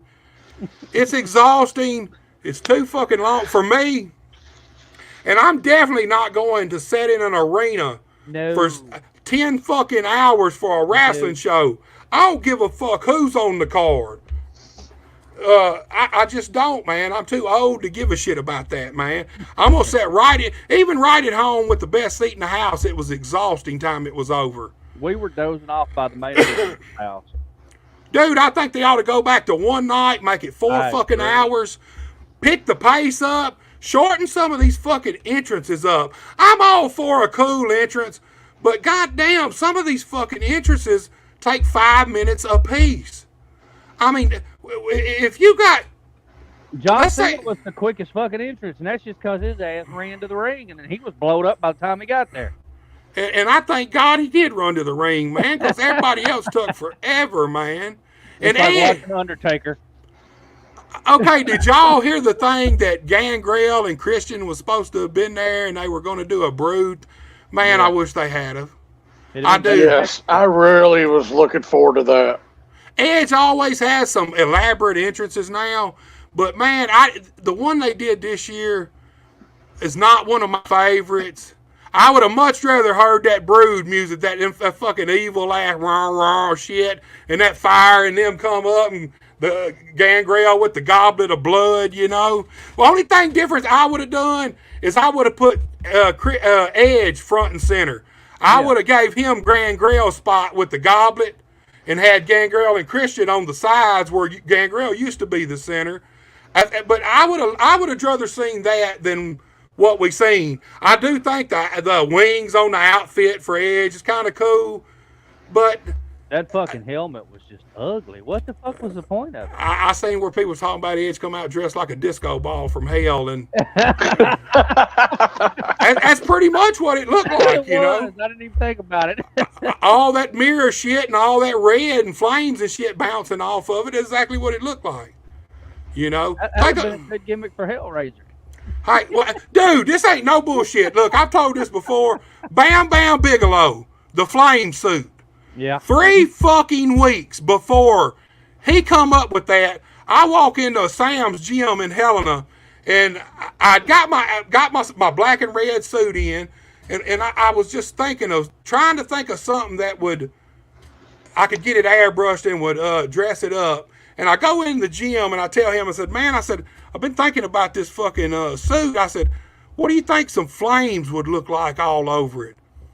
And he liked it, man. He's like, yeah, I think so. I think that'd be cool. So 2 weeks later, Bam Bam Bigelow comes out on TV with his flame suit.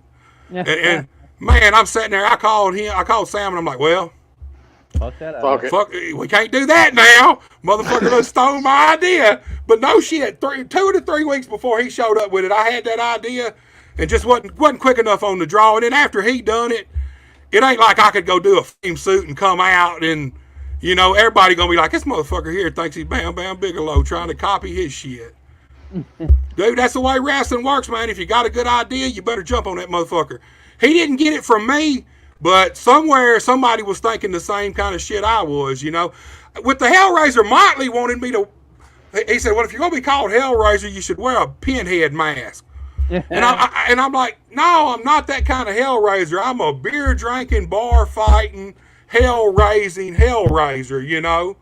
I told him, I said, I'm not that kind of Hellraiser, you know. And thought of the fire suit, and then Bam Bam fucked me over, man. It happened. Hey, man, it is what it is. Of course, look, I can't say nothing. Bam Bam, I like Vader, but truth be told, Bam Bam Bigelow is probably my favorite big guy in the business ever. Built like him, Bam Bam could do it all. He could fucking fly if he wanted to. He could be fucking brutal if he wanted to, or he could work. He could get in there and wrestle. Bam Bam wasn't no slouch in the ring. He could work with anybody. He's probably my favorite big guy in history. You know, Vader's a bad motherfucker, but Vader wasn't the same monster Bam Bam was in the ring. Vader could work Vader style, but Bam Bam could work with anybody. He could go from working the one-man gang to working Bret Hart. Same fucking night, you know, and have killer matches with any of them, working a midget. Hey, him and Lawrence Taylor. I don't think nobody else would have got as good a match out of Lawrence Taylor as Bam Bam got out of him. I mean, truthfully. True. You know. And, man, we were all so hot, man, that Bam Bam lost that match. You know, you young in the business and shit, and you still ain't fully smart.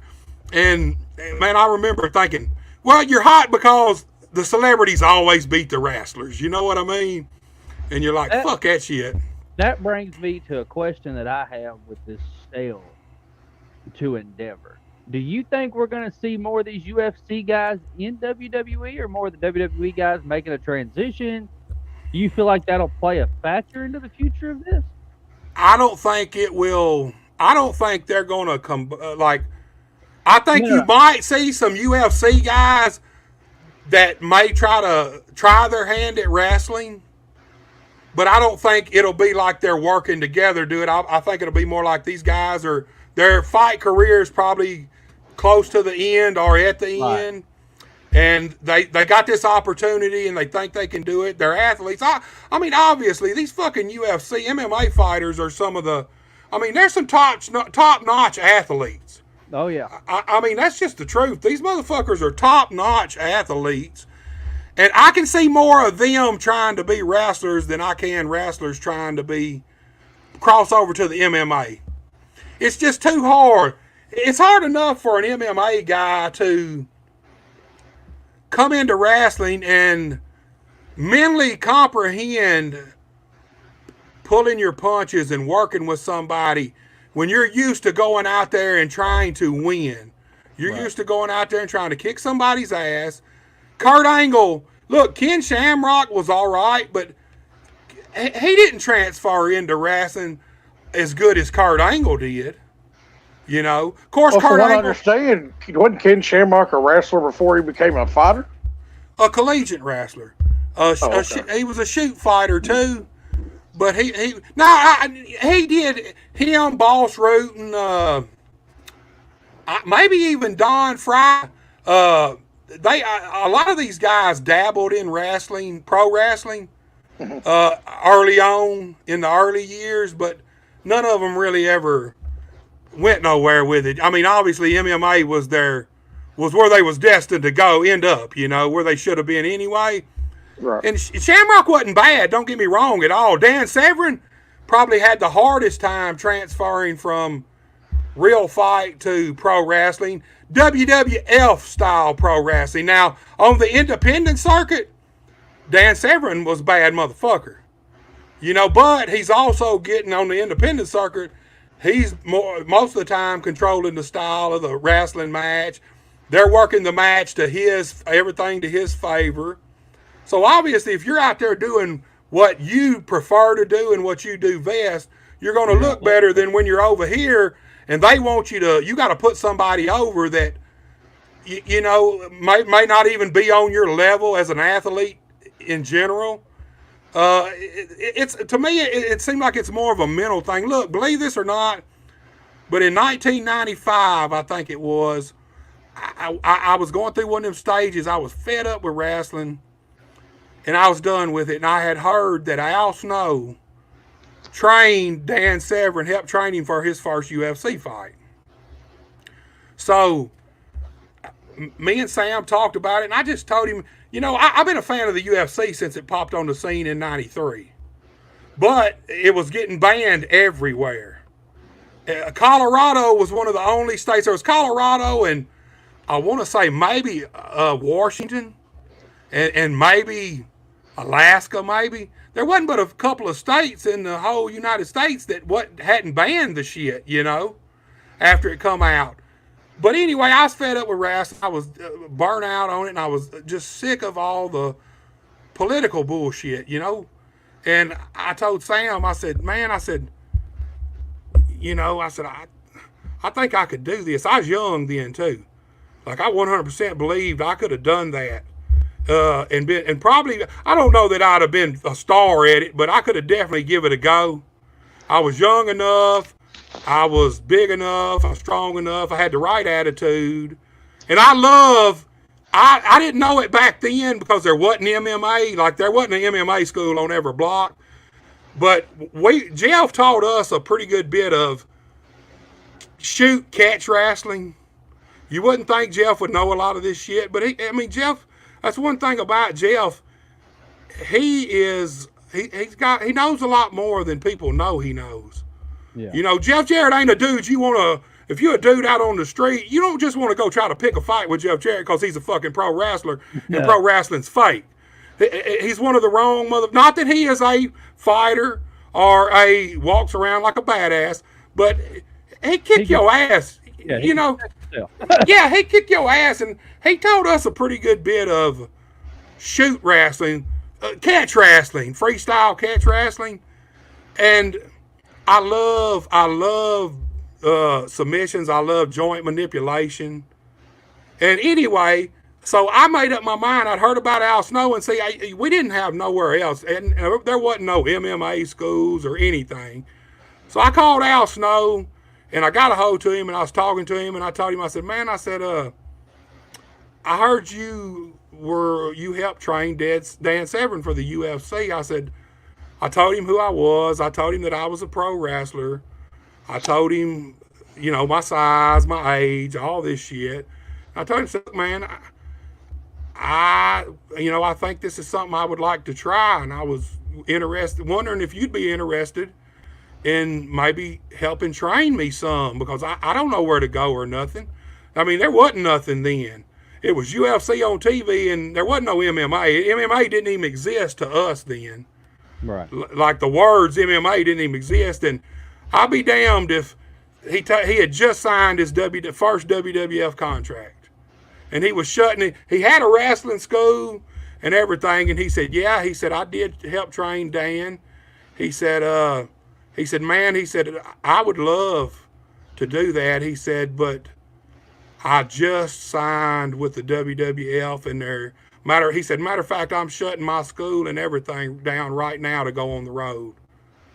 And it kind of just died right there. You know what I mean?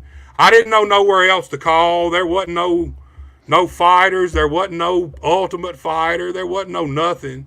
So I just kind of let it die right there and got over my pissiness with wrestling and went back to wrestling. But part of me wishes that it would have happened, you know.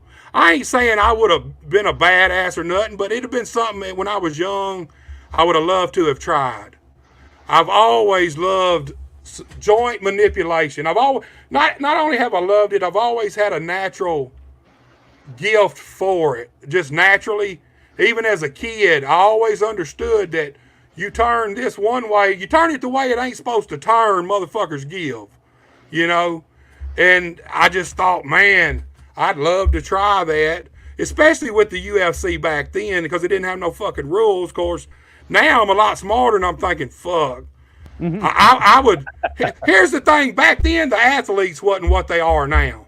No. You know what I mean? Ken Shamrock was probably about the best in shape athlete. Horace Gracie didn't look like he could whoop a wet paper bag, but would choke your ass out. Didn't have a muscle to his name, but baddest little motherfucker you ever seen. And all the rest of the guys they were one boxing glove boxers, big fat giant sumo wrestlers, karate guys. I mean, there was just every little fucking different discipline you could have, you know. And it just wasn't meant to be. It's like making it big, man. When you're young, you want to make it, but a lot of times life is, in my opinion, I believe in destiny. I just do. I believe there's different courses you can take to get somewhere, but I believe at the end of the day, where you end up is where you were supposed to end up from the very first day you were born, even before you were born. It's just the direction you take to get there. One thing I learned about wrestling, no more notoriety than I ever got with pro wrestling. I don't like, the money would have been great, but I don't like walking into places and everybody knowing who you are and all eyes on you. Man, even around Osceola or around Memphis, look, as a job boy on Memphis TV, I could walk anywhere in my town. Of course, a lot of people knew me there, but a lot of people didn't until they seen me on TV and realized, well, that's the big redheaded boy I see in town every day. And it changed immediately. I'm doing nothing with putting motherfuckers over on TV. But people don't look at it like that. They think if you're on TV, you're making money. Most people think if they see you on TV, you're rich. That's TV rich, man. They don't realize that most of the time, if you're getting on the house shows, on the circuit, you ain't even getting paid for TV. And if you're just putting motherfuckers over, it's a $25 payday. It's just the way it is, you know. And Get your ass kicked. Well, it's 35 you work at Battle Royal at the Coliseum. Hey, that's the big payday. That's the big payday. But I don't like the notoriety. The fame, the money would have been great, but the fame, I don't think I would have liked. And I also, if I would have made it big when I was young, I probably would have been dead. Truthfully, I'd have probably been like Eddie Guerrero or Louis Piccoli or countless other guys. I'd have probably killed myself with drugs somewhere down the line, surely. I mean, that's just the truth. You know, so I'm sitting here right now doing this podcast with you fuckers, and it's right where I was supposed to be as far as I'm concerned. You know what I'm saying? I mean, that's just the truth. It was meant to be this way. You know, it just... Well, let me ask you a question. It's going to be kind of tough for you. Out of your whole wrestling career, give me the 5 guys that you enjoyed working the most with. God damn. Why is it going to be tough for him? Because he's so old or because he's been around so long? Well, I mean, it's kind of the same thing. Well, the old's got to do with the age and the memory, too. So. Look, I've never really got to work Jerry Lawler in a full-blown house show match where it was just a match, you know, back and forth until the end. Right. I have got to work him a few times where I wasn't just putting him over on TV. I've worked him a few times, a couple times at different house shows and stuff. He's the easiest guy in the history of the world to work. I mean, if you just want to talk about, he's my favorite opponent for the simple fact that if you're nervous when you get in there with Lawler, that shit goes away, because when you look over at him and, man, I don't know, it's like he ain't even thinking about it or trying. It's second nature to him. Mm-hmm. And it to me, it gave me a calming effect. You know what I'm saying? Like you're amped up. Yeah, I've heard that he's like the easiest person, dude, to have a match with. Shut up and listen. if you're a green guy, just shut up and do what the fuck he tells you, and you're gonna do just fine. I mean, as simple as that. And even later on, here's the difference too. Everybody complained about me being stiff. Look, I've hit Lawler with a few good shots on some different house shows and stuff. I've never had him complain. I've never called any move that he shut down. Backdrop, no matter what it was. You know, some guys you get in there and you go to call something on them and they're like, I went to DDT Coco in like 1993 at a school in at the gym, high school gym in Osceola. Simon was running the show before LaFonce, and even Moondog had a hold of Osceola. The whole school was fucking full. Coco was fresh out of the WWF. I'd worked the first match with the Executioner guy.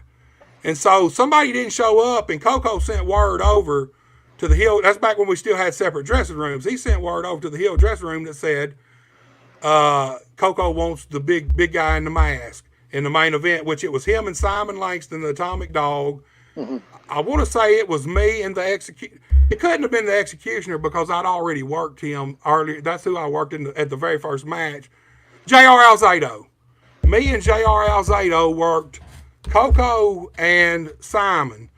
And so when Coco first got out of the WWF, he had a little bit of a better than, especially down here, I'm not doing this, I'm not doing that type attitude. You know what I'm saying? Mm-hmm. So we're in the match, we're going at it, and I want to say I was going to suplex him. I hit him up, I hooked him up for the suplex, hooked the head, throw the arm over, and I went to do it, and he said, not in this ring. And I'm like, and it was our ring, our old ring, and it's a good bumping, it's a show ring. Fucking easy bumping ring. He said, not in this ring. So I went for it again, and he shut it down again. So my young fucking ass, it kind of pissed me off a little bit. So I just hooked this motherfucker under the chin and DDT'd him for real.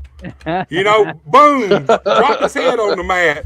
So after that, we went on and finished the match. But after the match was over, he come over and he said, "God damn, kid," he said, "I've been in street fights lighter than that." I mean, I will say this, his attitude changed some about after the DDT, he worked with me better. You know what I mean? Easier than he did from the start, because really it was one of the situations where when we first started the match, he didn't want to go with anything. I mean, it's just simple as that. He didn't want to go with anything. Same thing at Memphis Championship Wrestling when Jim Neidhart first come down here. He didn't want to work with any of us. He didn't want to sell. He didn't want to do shit, you know. And it's hard to work with a motherfucker like that. I mean, look, he's a big star, sure, but if you're going to be down here and we're putting on a show for these people, you got to work with us. You cannot just try to shut it down. We're in one of them towns. Where's one of the towns that they always used to go in Mississippi?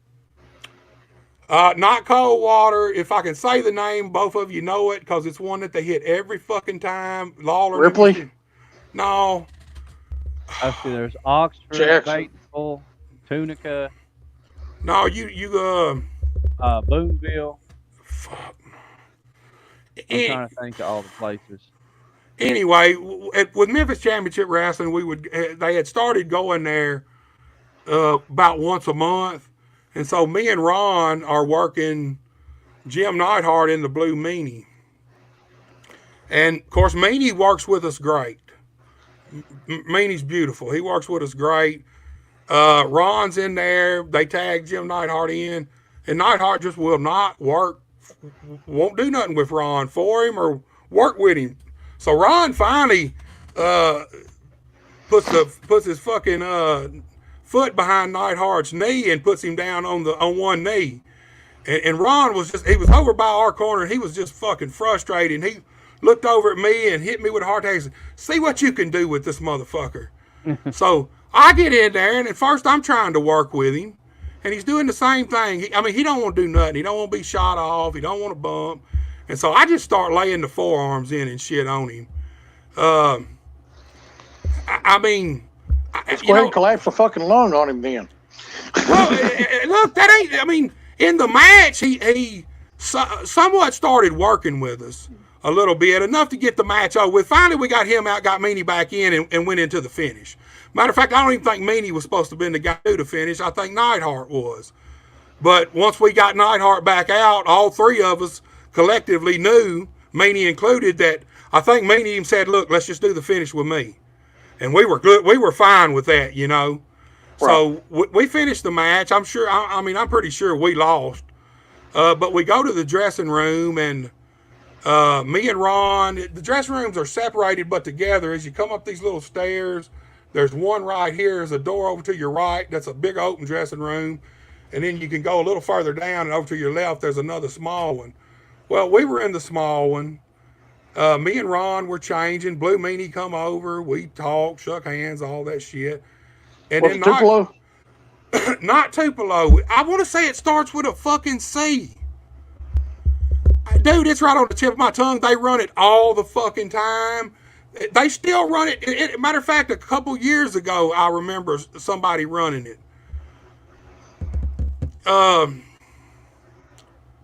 I don't remember, dude. As soon as we get off of here, it'll pop in my head, and I'll have to text you motherfuckers and say, this is the town. But I don't remember. It's one of Lawler's towns that they always run. Clarksville? No, it ain't Clarksville. Hell, I was just taking a guess. I think that's just I think that's Arkansas. Fabulous Rocker would know the shit. He was there. But anyway, Meanie comes over, and we're doing our shit, and we're shaking hands and just appreciate it and all that shit. And he tells us, man, Meanie's kind of looking at us and tells us, man, I'm sorry. You know, of course, Neidhart had been a problem when he first got down here from the minute he got here for everybody, just not wanting to work. He wasn't just a problem for the guys in the ring. He was a problem for Golden and everybody. No, even the WWF guys were kind of turned against him, you know. And so then Neidhart come over, and he shakes our hands. He said, he shakes our hands, and he says, man, he says, something to the effect of, what's the deal with hitting me as hard as you can out there? And man, it just struck me the wrong way. I popped up and I said, first, motherfucker, I said, I ain't nowhere near hit you as hard as I can. I said, why ain't you working with us? I said, we ain't been where you been. I said, obviously, I understand that. I said, but this is pro wrestling. I said, we cannot, if we ain't working together, the match is going to be the shit. It's as simple as that. And so I didn't realize, but Ron kind of slicks on around, and he goes in the other dressing room, and he tells Gold, he said, you better go get, I ain't going to say my real name. He said, you better go get Buster, because I think he's finna kick Neidhart's ass. And me and Neidhart was kind of nose to nose, but I could tell immediately. He's one of them dudes, I think, that if he can bully you and you let him, he will. You know what I'm talking about? Mm-hmm. But the minute I immediately popped up, I told him, said, look, motherfucker, I didn't hit you nowhere near as hard as I could. And I said, second of all, why ain't you working with us, you know? I said, obviously, I ain't been to the places you've been. You've been to all these big places. You're this big star. But I do know for a fact that in pro wrestling, if we ain't working together, we ain't having no good fucking matches. And that kind of, I don't know whether it was the words or just that I was up in his face like he was in mine, but he kind of started easing back, and basically nothing happened, you know, but he did work better after that. He did. He worked better with everybody. He still didn't go out there and work like he would have for Vince, but he did from that point on. Anytime we had to work with him, he worked with us from then on. You know, we ended up working him a couple more times, like at Memphis in May and stuff. So I'm kind of the one that does a little bit of research when someone says they can't think of something. So I pulled up all the towns in Mississippi that start with the letter C. Knock them out. Crenshaw, that's it. Yeah, Crenshaw. I'm pretty sure it was Crenshaw. There you go. Hit another one. Because they used to run Crenshaw all the time, too. Give me some more C names. Corneth. Crystal Springs. I've heard Corneth before because we ran some shows with Corneth. You know, I think it might have been Corneth. It was this old building, wood floor building. See, I had a buddy whose dad lived in Crenshaw, Matter of fact, his dad was friends with the mayor of Crenshaw for a long time. And I want to say it was Corneth. I'm pretty sure it was Corneth. Because Crenshaw is like a hole in the wall anyway. Corneth ain't much. I don't know how big Corneth is now, but then it wasn't much bigger. But Crenshaw was literally like one fucking street at that time, you know. I'm pretty sure it was Corneth. Isn't Crenshaw the home of the waffles and chicken and waffles? Dude, I don't know. I have no fucking. Or is that the street out in L.A.? I don't know about that. Dude, look, before I ever started wrestling in Crenshaw, I used to go there to sell weed. Used to ride a motorcycle from Helena to Crenshaw to sell weed. All right, so before we go tonight, let's do a little bit of it's like name. It's kind of like word association. I got you. Let's do it. We'll do Titanic will think of some. I'll think of some. We'll think of different people, different companies, all that good shit. You tell us what you think. Titanic, I'll let you start. God damn. You go ahead, because you're the one that fucking started this. It's your fucking idea, man. You already had something playing. Give him time to think. What you got? I'll start with Titanic. I mean, what can I say about Titanic? I've been working him since he been in the business. His daddy specifically, he had a couple of matches. And his daddy specifically went to Moondog and told him, he said, I want him put in the ring with somebody now who's going to rough him up. I've heard this. Why is this coming up? Why the fuck is this coming up? And I'm sitting here looking at a picture of my dad. Hey, dude, that's the truth. Look, his daddy told him he wanted to see if he was tough, if he could handle it. And so, obviously, I guess Moondog, I'm the first motherfucker that popped into his mind. Where did we work our first match at? Was it in Osceola? It was in Joyner. So that was the time at Osceola when I come across the ring and you were getting in and I double axe handled you. That was the night that I went over. But what I'm saying, that wasn't our first match. No, that was 6 months after our first match. See, I don't even really remember the first match. The first thing I really remember about Titanic, I think this was probably was it our first match in Osceola then? Mm-mm. Damn. No, because we had worked 6 months. They were building it up. The Battle of the Big Guys or whatever. And that was Moondog's favorite shit. You don't know how many fucking different people. Grizzly, Titanic, and a slew of other big giant dudes that I had to go in the Battle of the Big Motherfuckers with all these different people through the time. Dude, me and Titanic, I've been working with him since he fucking was an infant in this shit. But the time I'm talking about, we didn't plan this. He was stepping through the ropes. He had 1 foot, 1 leg on the inside, and 1 leg on the out. And I come running across with this big double axe handle. And I really don't think I put that much into it. I was trying to consciously not put that much into it. But this motherfucker went straight out, and the first thing that hit the concrete was his head. His fucking head went into his shoulders like a turtle. Hey, knocked me smooth the fuck out. It really kind of scared me for a second. For a split second, I was like, oh, fuck. Because I mean, when I say head first. I killed this bitch. This motherfucker went head first. Dude, straight to the concrete. And did I come out and get you or what? Yeah, you. Okay, so this is the first time I've had a shirt get ripped in a match because I was out of it, and he's trying to pick me up, and I'm trying to figure out where the fuck I'm at. And my shirt's ripping, and he finally just gets me up and just kind of beats me around the ring a little bit. And then I hear him fight back, and I'm like, all right, I just start swinging shit. I don't know how. And I'm trying to figure out. Then I realized, okay, I'm wrestling. What was the fucking finish? Hey, the bad thing is, I've been there. Look, this shit happened right in front of his daddy, pretty much. His daddy used to sat in the second row, maybe on the right side of the ramp of the entry. Mom was in the front row. Was she? Man, and look, Dad was probably in the second or third row.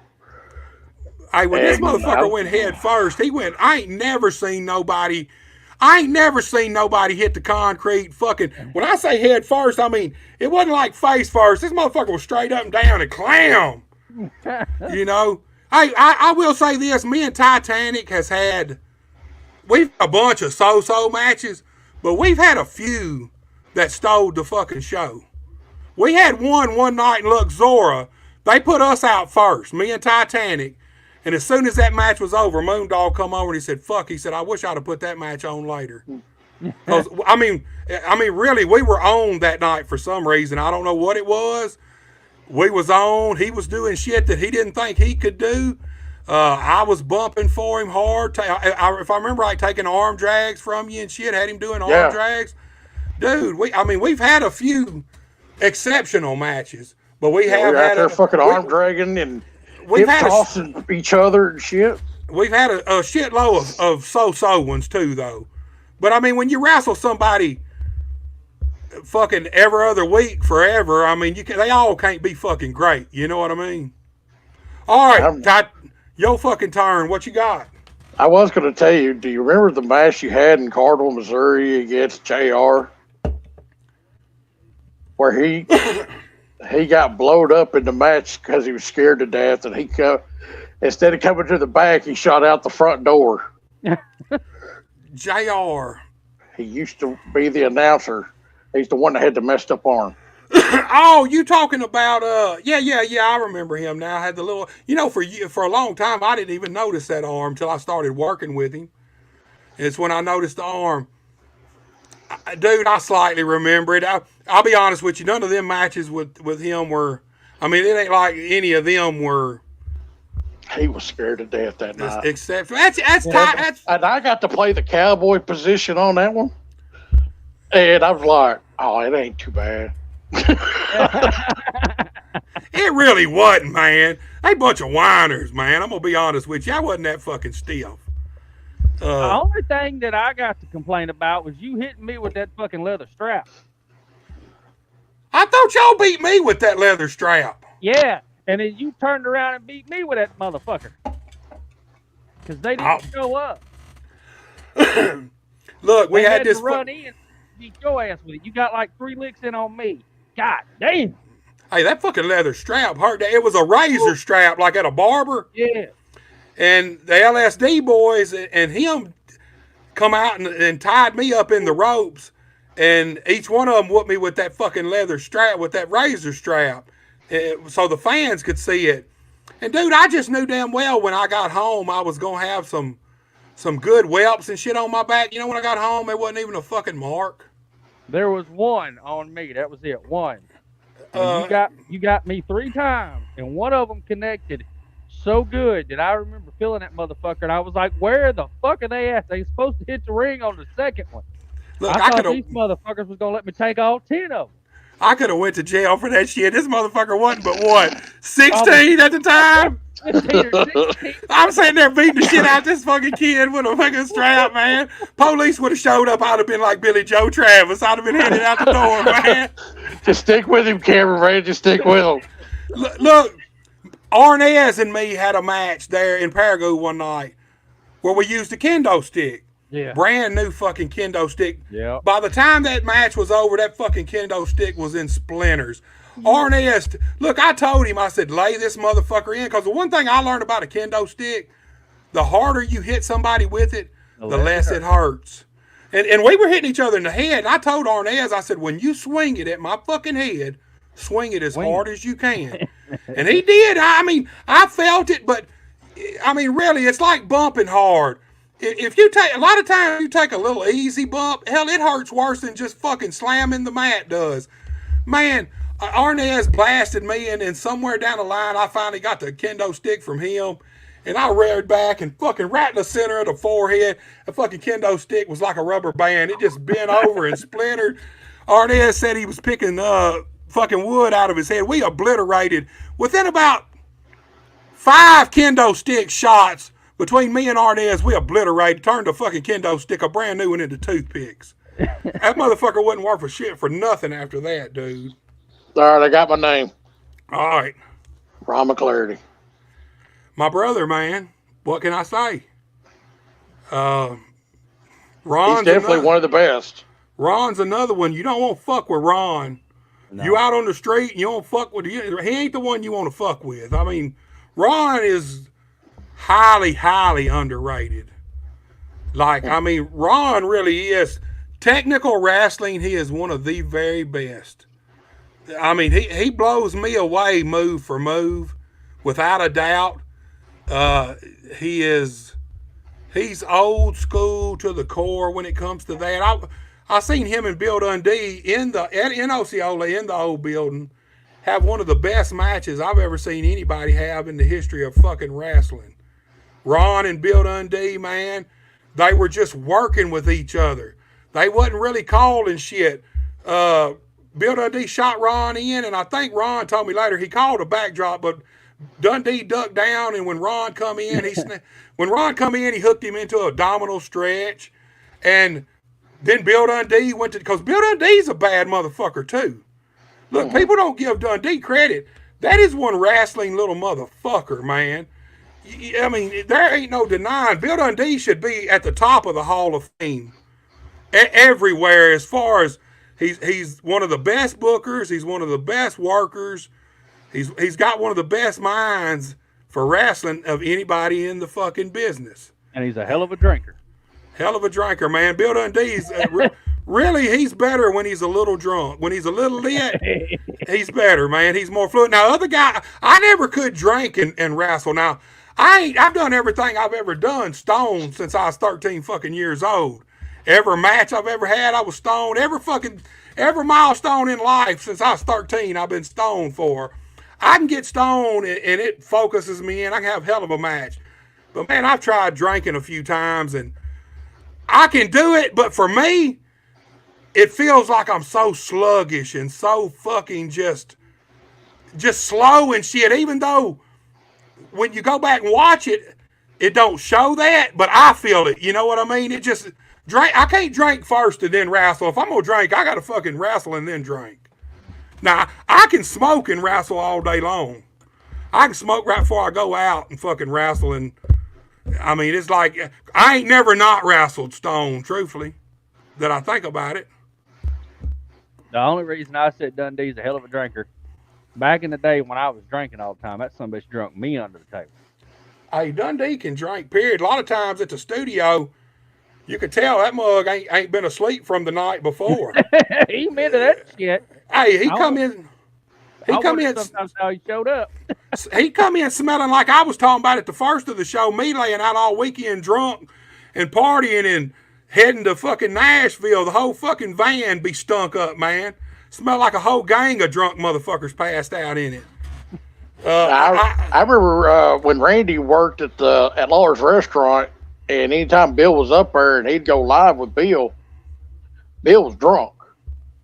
Bill liked to drink, man. He liked to drink and fuck motherfuckers' old ladies. And apparently he was pretty prolific at both, man. I mean, that's the truth. From what I understand, Bill Dundee done fuck more motherfuckers' old ladies than you know what to do with, man. Oh shit. So we gonna have to be careful on the statute of limitations on this show nowadays. Especially Bill with this man and his hush money shit. Bill don't remember. Bill don't care no more. Bill too old to give a fuck now anyway, man. He don't give a shit. Hell, Bill's got to be close to 82, ain't he? Yeah. He's close to 80. He's pretty old. Hold on, let me look it up. So Titanic stole my fucking name, but I got another one for you. All right. Midnight Cowboy. Midnight Cowboy should have broke into business 15 or 20 years earlier than he did. If Midnight Cowboy would have broke into business at 18, he'd have probably been a star. He's 79.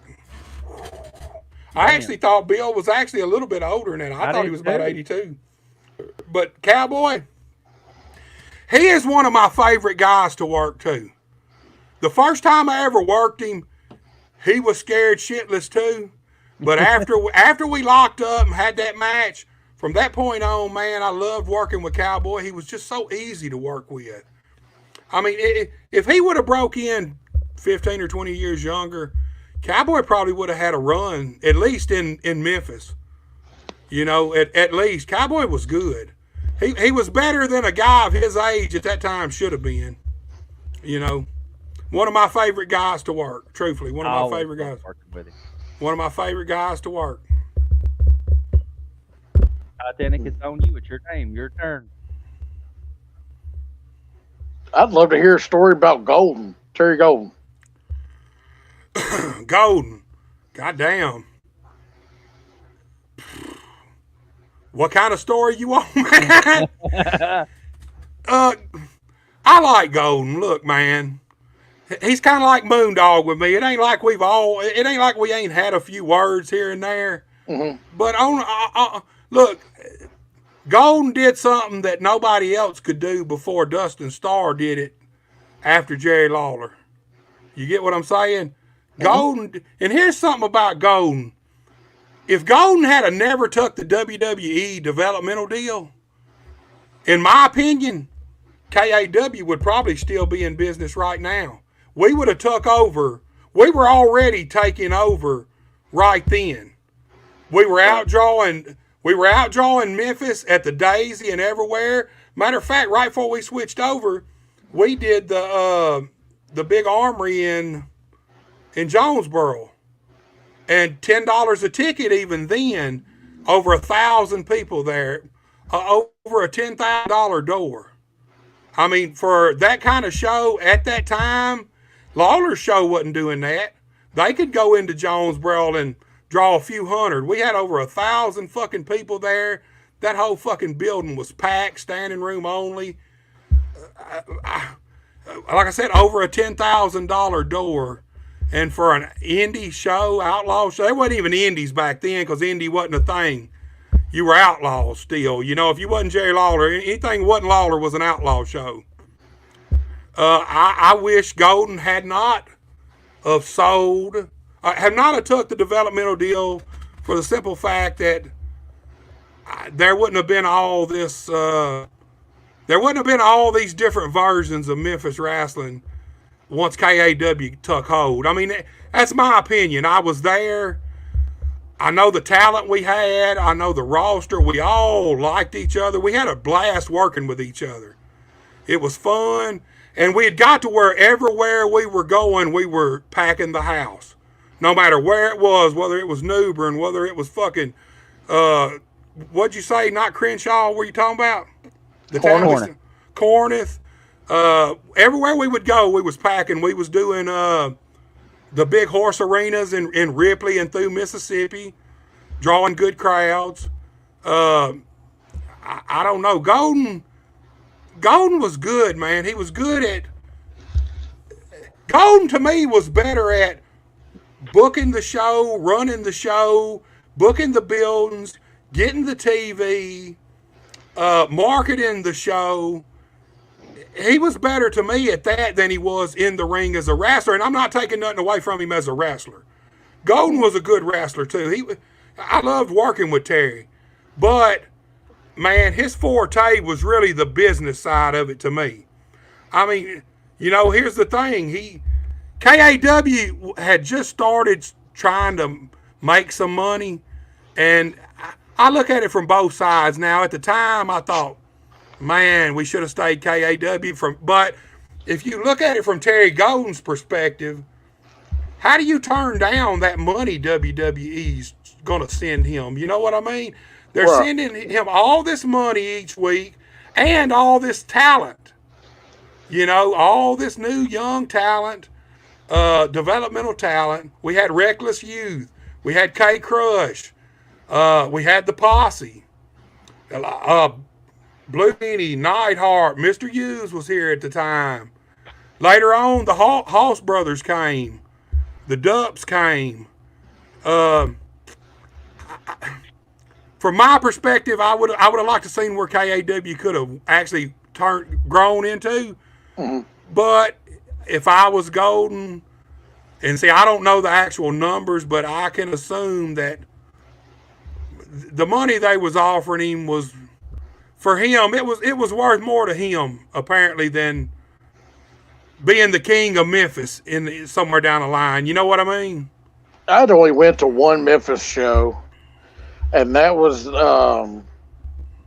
at the Convocation Center Fuck where my Triple H glasses, and I'm fogging up. Triple H and Kurt Angle was the main event. Yeah, that was the one where Taz was down and stuff too. Benoit was Benoit here. No, the only ones from WWF was Triple H and Kurt Angle. Now some of the other guys were still here, like Truth and all them and stuff like that. Well, Steve Bradley was down, worked for Golden for a little bit too.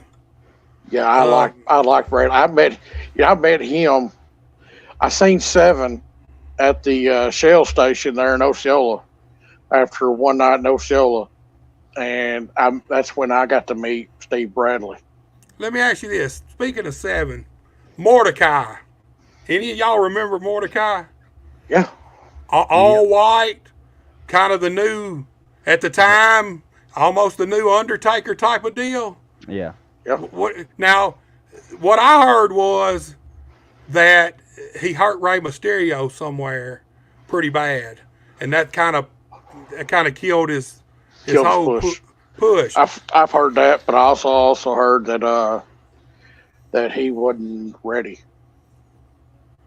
Now in the ring at that time, he probably wasn't ready for pay-per-view matches with the Undertaker or somebody like that, where you got to get in there and go for 15, 20 minutes and do all these big spectacular That's where they were spots. putting him at.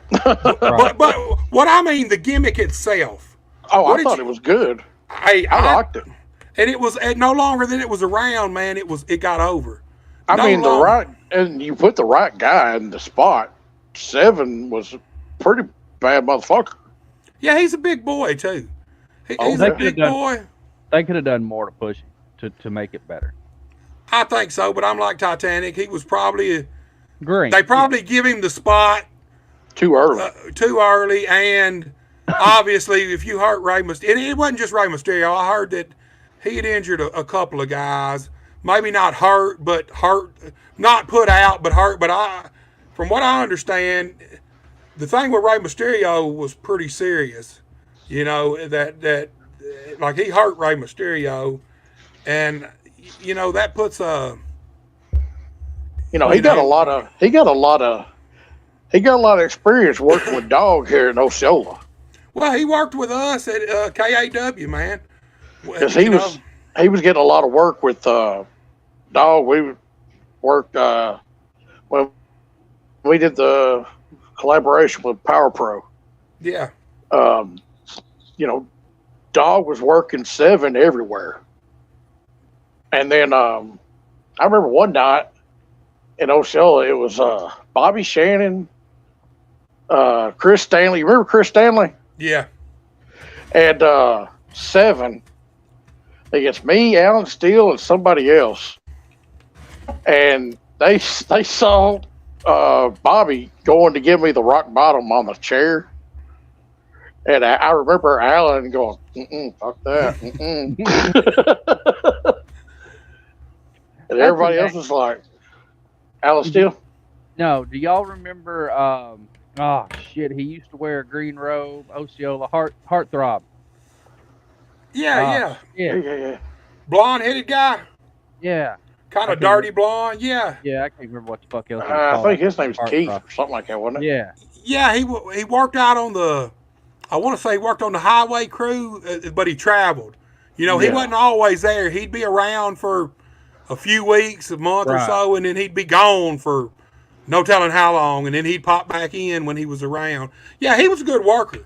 Everything I remember about him, he was a good, solid worker, man. That's somebody I haven't seen in forever. I just thought about that. You were mentioning names, and his name just popped into my head. Yeah, I hadn't seen him since. Matter of fact, last time I seen him was 2009. Me and Ron made a little comeback in Osceola. Yeah. I had a dude try to attack me behind the building, and got into an actual fight behind the building. Yep. And, so needless to say, I couldn't come back for a while. You know what I mean? Matter of fact, I didn't go back from 2009 until I went back 2.5 years ago or so to film a little bit. I think the last time I saw him, it was a long time ago. I was with Dad, and we were at the old place where they had the old Huddle House on top of the hill where you parked your car about this angle. Yeah. And that was the last time I saw him. I hadn't seen him in years and years at all. What about Ricky Steele? You ever hear anything about him anymore? I ran into him one day at Walmart. He still looks the same because he had gray hair back in. What was his partner's name? Greg Jones. Greg Jones, that's right. Hey, them they did a match right. I want to say it was before COVID. Was it NWF? It was NWF. It was in Leechville. I think I seen that. I remember that because I remember thinking that Ricky didn't look like he had really lost a beat, but you could tell Greg had a little ring rust, if I'm thinking right. He didn't quite work. Hey, them guys, what were they? The Lightning Express? Yeah. They were a good team, man. They were. Hey, Bobby and Mark Shannon, when they were younger, when I first broke into business, hell, Bobby and Mark Shannon, fuck, man, they used to get around. They used to work in Missouri. They worked in Texas some. Hey, is that Bobby? Was that Bobby that worked as the Blue Angel on TV5? I don't even know, dude. They did do some 5. They did some 5 as the Shannon brothers, and I know they did some different stuff under hood, so it could have very well been Bobby. Could have very well. I just know he looked. I know he was a lot smaller. I am going to tell you a funny story before we get off of here. So, I don't know if you have ever saw it, but did you ever see the Facebook page called Trash Baggers? Yeah. Okay, so someone posted a match of me and Bobby when I was real young. Well, Bobby was wearing all pink, okay? God damn. The crazy thing is, I don't even remember this match. And it was a pretty decent match and everything. Well, someone got on there. And of course, they want to talk about 2 fat guys, blah, blah, this, blah, blah, that. Well, then all of a sudden, and I was at work and I saw this match and I saw this comment. This guy posted, "Boy, that is the most beautiful thing I've ever seen in my life." I didn't think nothing about it. I said, "I appreciate that. Thank you." I said, "That was me." I said, "That's me and a good friend of mine." All of a sudden, this motherfucker adds me on Facebook, gets in my fucking inbox, and he said, "I would love to suck y'all's toes." I was like, "Oh shit, this turns." I was like, "Well, I'm sure my buddy, he passed away, a few years back, but Lord Jesus, there's something out there I didn't know if Bobby would be down for that, but I sure the fuck wasn't." And the preacher that worked with me, he turned around, he said, "Tell him you want $1,000 up front." And he has to pay the hotel room, and then he goes, "You're going to go to Illinois, you're going to get your toes sucked, and you're going to come back and buy us lunch." Hey, for $1,000, I might not want to remember it, I might not like it, but for $1,000, I have to go and stick my toe in this motherfucker's mouth too, man. It's gonna have to be more than 1,000. Shit.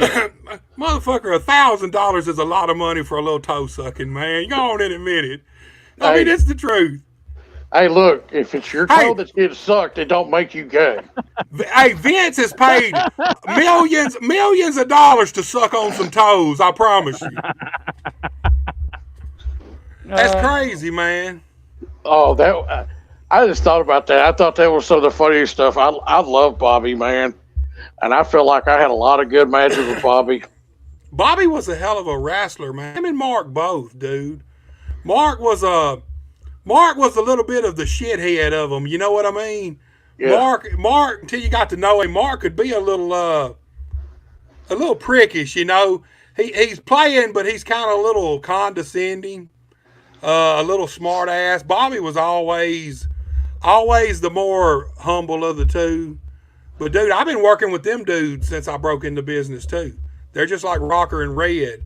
They're when him and David started teaming up, when they started talking about doing the Channel 17 TV that we were doing. Yeah. I remember Dog telling David and Bobby, y'all are going to have to change your shirts because they'd come out there with whip ass wrestling or something like that on their shirt. I remember that. Hey, I see David ever so often on Facebook still. Yeah. You know, David still looks, I don't know how old he is, but he still looks good. I mean, he really don't look like he's aged that much. You know? Nah, it's because he shaved his head. But Bobby, man, it surprised me, Bobby dying as young as he did, and then it surprised me even more, Mark dying as soon after. You know, what was it, a couple of years after Bobby? Yeah. Mark, last time I seen Mark. That shocked me. Last time I seen Mark, he was working for Ritter Communications, and he was in Mark Tree. I stopped at a gas station at the chicken stop at the time, and somebody yelled at me, and I looked around. It was Mark, man. It was the last time I talked to him. Speaking of people dying, ASWF, the original founder, Aaron Poston, passed died. away. And the second owner passed away. Yeah, I seen David that Walt. too, man. Yeah, I seen that too, man. Hey, there, you know, been a lot of people dying over the last few years, man. Lawler's last little stroke thing, man, still to this day. He's having issues. Yes, you can tell his voice and stuff is not. I don't know if it's ever going to come back to what it used to be. You could tell he's having a little bit of a speech. Yeah, he couldn't be there to issue. induct Andy Kaufman. You know, they had to do him via satellite for the Andy Kaufman thing. I seen that. I seen that. Hey, Lawler, I have to say, man, Lawler, truthfully, is probably my favorite wrestler. Just smart, the smart me. Man, Lawler don't get enough credit for being. I mean, this dude is one of the best ever.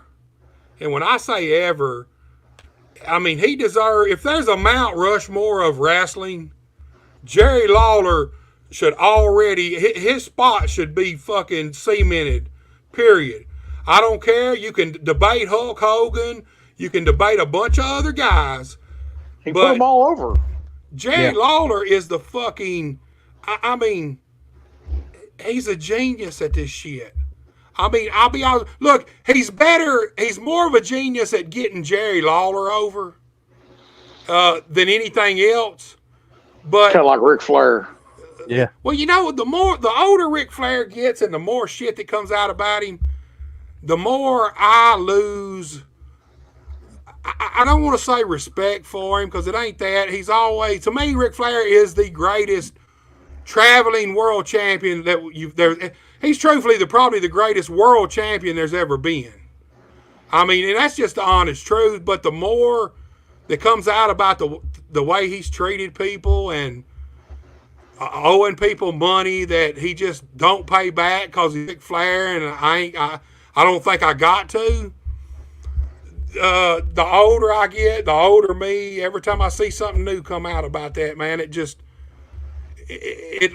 lowers my opinion a little bit every time. It's kind of like Chris Benoit. You can't take nothing away from that dude in the ring. Mm-hmm. Can't nobody ever say that he wasn't one of the fucking baddest fucking wrestlers ever in the ring. But it's still his real life shit is always going to, from this point forward, overshadow anything he's ever done. And if Ric Flair don't die soon, and shit, I mean, truthfully, and shit keeps coming out about him, there's going to come a point where everybody's going to turn on him. It's going to happen because there's too much real shit that's come out about him over the last 4, 5, 6 years. I mean, just the way he has treated people. And I ain't talking about the women thing and the helicopter. I'm talking about real life shit. Ripping motherfuckers off for money. I seen where, is it Kerry Silkin, maybe the Ring of Honor guy paid Flair for a bunch of, prepaid him for several appearances. And he never showed, yeah. And he never showed and never even has acknowledged that he got the cash for. He just, I'm Ric Flair and I deserve it. Well, I mean, I love Ric Flair too, but there comes a point where the gimmick don't overshadow everything in real life, too. You know what I mean? Mm-hmm. Now, if he was 30 years old and still on top, then he could easily get away with a lot more of that shit, because a lot of that shit happened when he was younger, and it's just now coming out. But it blows me away for a guy to has had as much money passed through his hands as Ric Flair to pretty well, even though he still lives high on the hog and he's got money, he should have been set for life 20 fucking years ago. You know, I mean, honestly, he should have never had to work or wrestle again or do anything that he didn't want to do. Well, divorces aren't cheap.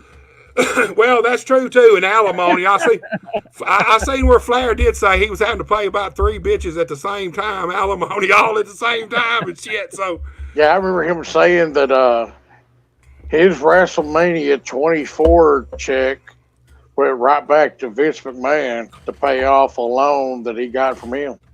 Well, think about that. That ain't the first.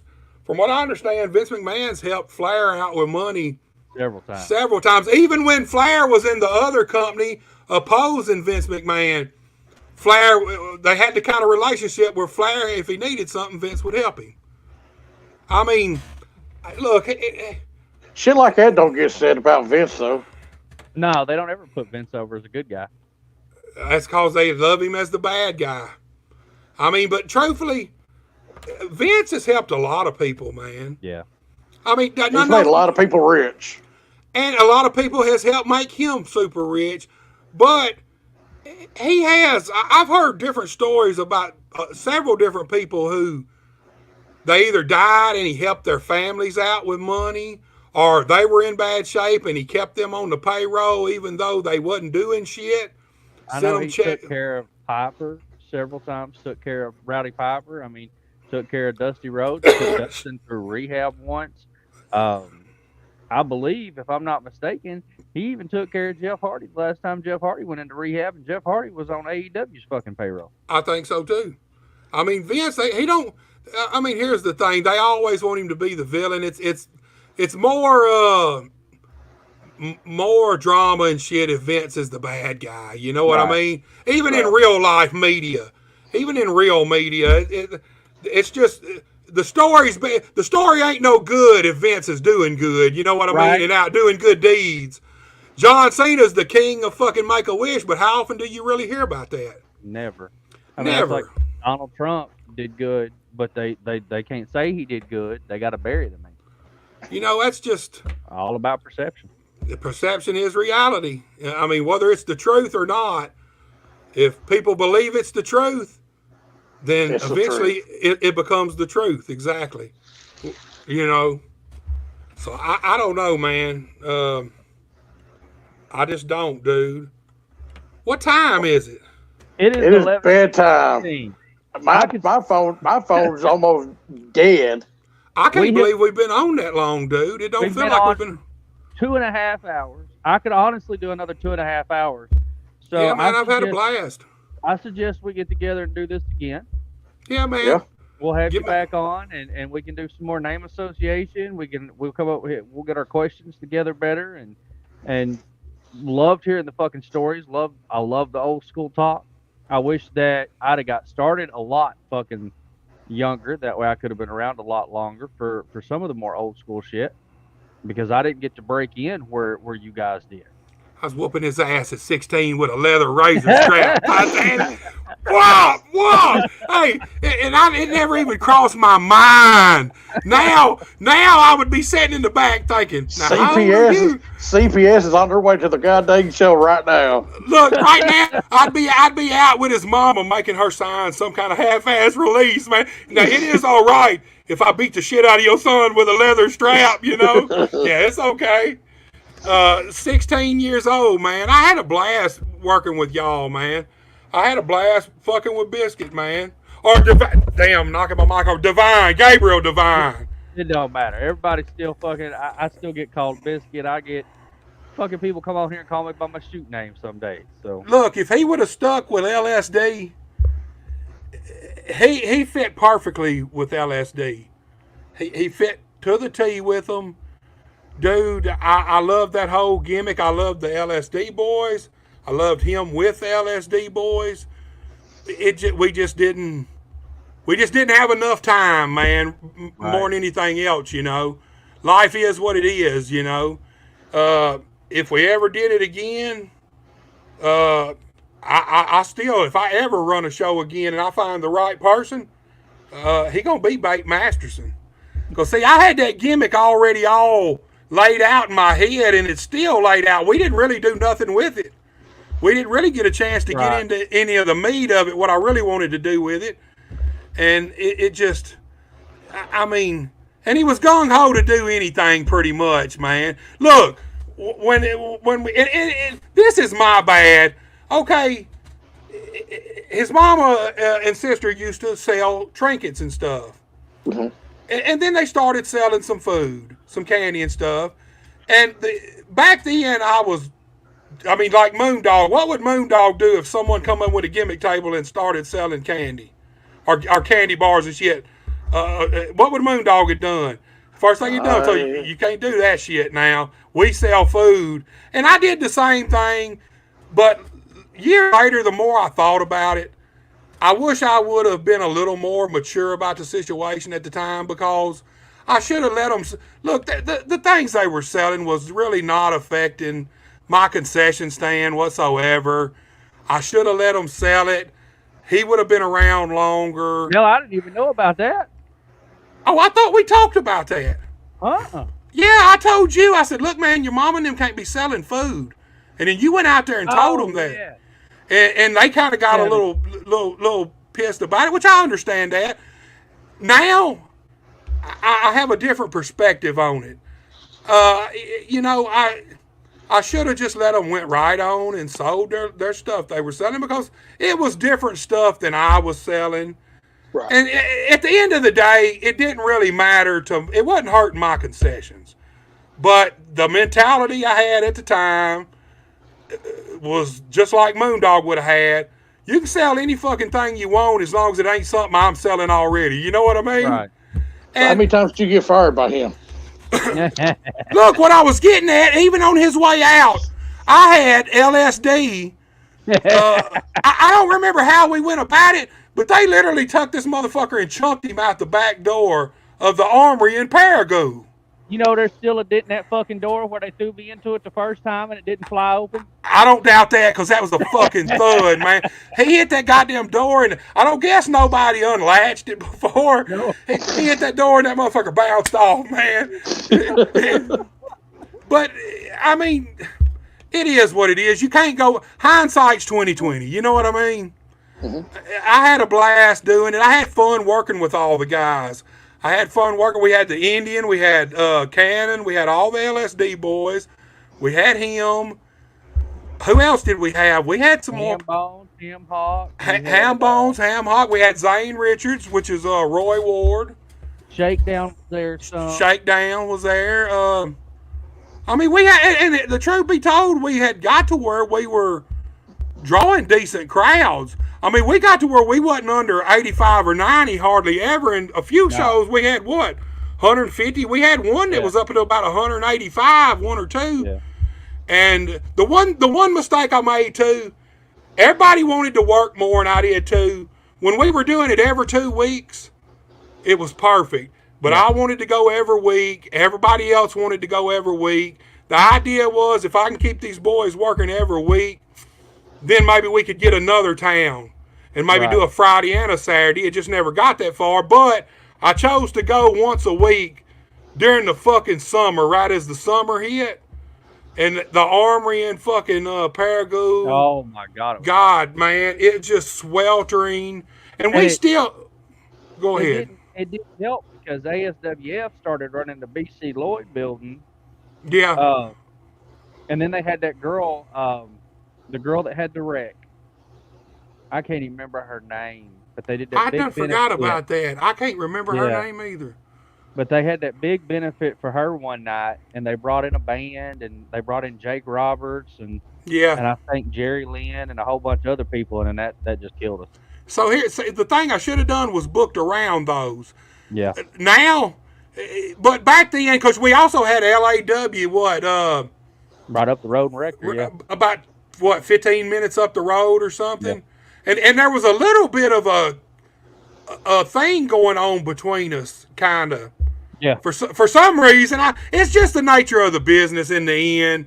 You know what I mean? Everybody's trying to. That was one of the first times where I remember companies being that close together. You know, because really they were in Rector or wherever, 10, 15 minutes up the road. Yeah, and then they'd run Friday and then we'd run Saturday. And I mean, I think the summertime killed us more than anything else. Because, I mean, it was just too fucking hot. I should have waited. What we should have done was we should have stuck to twice a month during the summer. And then when winter hit, we should have run once a week, but told people that it's kind of seasonal thing. We're going to run once a week while it's cool, but the minute summertime hits, we're going to go back to twice a week. But that just wasn't I wasn't thinking that way at the time. You know what I mean? I was thinking run. The more we run, the more I can have control of the talent I got. And then if I can get Friday nights too, where I got these boys working Friday and Saturday, then they ain't got time to go work nowhere else. I've got a crew that's different from any other crew. Because see, that's one problem up here in Tennessee. There might be 37 shows, but it's all the same people. It's mostly the same people. 75% of it is the same guys working different shows. And how do you differentiate your product from the next guy's product when you're using pretty much most of the same talent? It's hard. You can't do it. No. It just can't be done. And in my head, I was thinking, the more I can get them working and the more I can book them, the more I can have my crew consolidated and they don't have time to go over here and work anywhere else. So that alone makes us different. Makes us different than everywhere else, because LAW was still using Derek and Simon and Dustin, the lifeguards, in which these guys were also working for Memphis and other places around. So in my head, if we had a crew that nobody else had, that makes us the only completely different product around here. And we just didn't have enough time, man. It just ended too soon, and I mean, it is what it is, you know. Definitely. Guys. Well, Buster, it's been a blast. Thank you for coming on. Guys, I've had a fucking blast. I can't believe it's been almost 3 hours. Dude, you know a show's good and you're having fun. Or I don't know about good, but you know you're having fun when the time passes that quick, you know. Just hit me up, dude. I'm cool. I got my own shit on Wednesdays, and I'm fixing to do some guest co-host. So I might be shooting y'all some.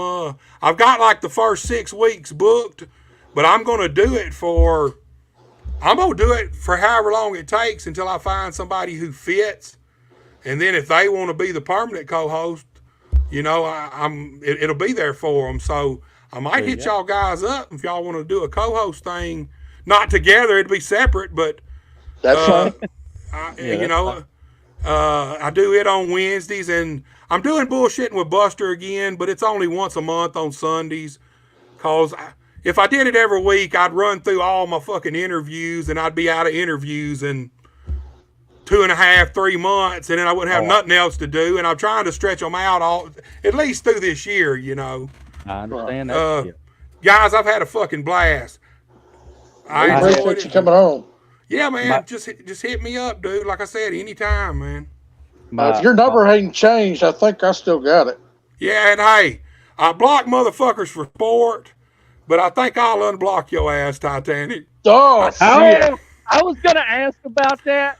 Okay, let's get this out before the fucking. I was waiting for him to say something about that. Okay, let's get this out before the show ends. I want to get my perspective on the situation out. Okay, so about 2.5 years ago, he was just getting over some fucking serious shit. You know, he was just starting to get where he could be mobile again, and I kept seeing his post, and I felt like he was a little down. a little downhearted. And I told Sarah, I thought about it a while, and I told Sarah, I said, shit, I said, you know, I'm thinking about hitting Titanic up and see if he wanted to maybe film the Arkansas shows for me like NWF. Because I was busy up here. It's like now, if I had help, I've got more shows than I can actually do. If I had some help, I could probably do 3 shows a week at least. If I had somebody to help me film. But anyway, I thought about it and I told Sarah, I said, well, shit, I'm thinking about hitting Titanic up and seeing if he wanted to maybe film the NWF show. It'd give him something to do. It'd help me out. And like I said, I'd been keeping up with his posts and stuff, and I just felt like he was downhearted. He was getting well and starting to get a little mobile again and wanting to get out and do stuff. And I told Sarah, I said, well, shit, I think it might help him out and help me out too, give him something to do, help me out with content. And so I asked him if he wanted to maybe film. And we talked about it, and I mean, you didn't want to do that, you know. We talked about it a little bit, and he kind of told me, he said, you know, I don't really want to do that. So the conversation morphed. We talked more, and it kind of then morphed into, well, I'll film. We'll try to work with each other, and I'll film. And he already, y'all had a podcast, and he was doing a voice podcast. Yeah. So it kind of morphed into, well, I'll try to help you and get you in where I'm at. And if you get something somewhere, maybe you can help me get there to where I can come in and film. And he does the podcast and takes pictures, and I come in and film. And we kind of agreed on that. And yeah, we're going to do that. And this is just my perspective. So he come up and we did some challenges and filmed some stuff. And it's going to EIW in New Bern. Right, and it was so fucking hot. We all left. We actually left and came home. I mean, it's during the hot summer, and it's bad as it's worse than the Armory. This motherfucker was hot. But anyway, getting to the blocking. So we came up, we did some challenges, we filmed the thing. Did you come up once or twice? I think it was twice, wasn't it? I want to say twice. We did some different shit. And then we had that kind of agreement of he's going to podcast and do photos, and I'll film. I'll try to get him anywhere I can go, and you know, try to get him up there. And if he's got a spot somewhere where he's going to go do podcast stuff, maybe he can get me in so I can film. You sent me to Leechville. Did I send you to Leechville? You sent me to Leechville for the Rock and Roll Express, and that's right.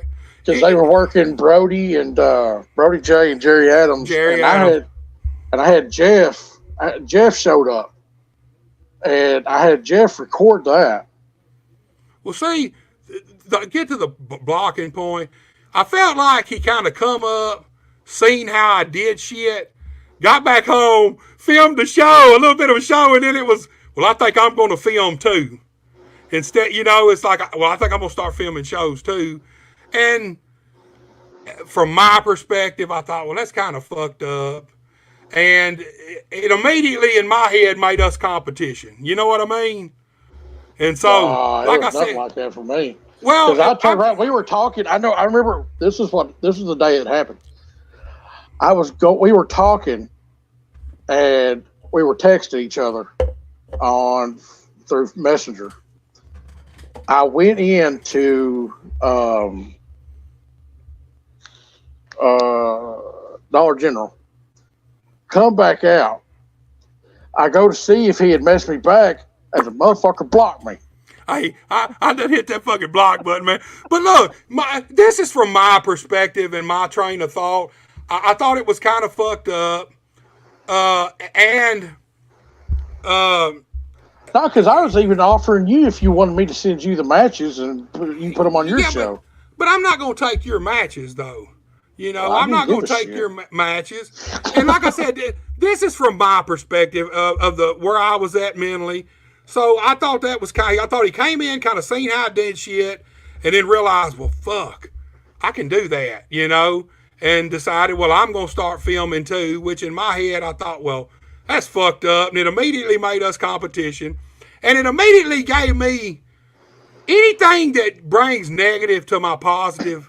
When I was young, I didn't think that way. But the older I get, if you bring negative to my positive, I get rid of your ass. I'm an Aquarius.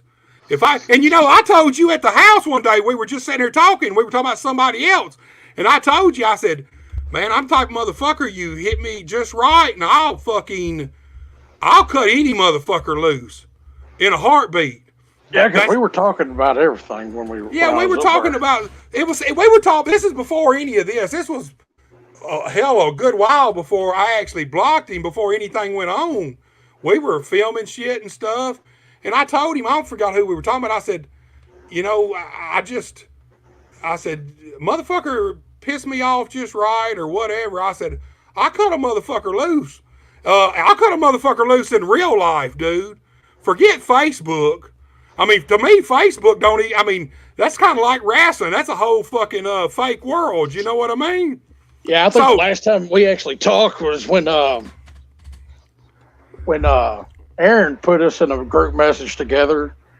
But of course, I was running the security company over at Nucor at the time, and I got to where I was only losing 4 or 5 guards at a time. And yeah, we talked about Aaron was going to use.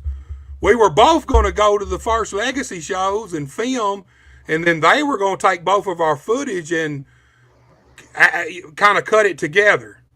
Yeah. And I was cool with that. I thought it was a good idea because in my head, the minute they said that, I was already thinking about, well, I know you at the time, you were playing the intros and everything. Do you still do that?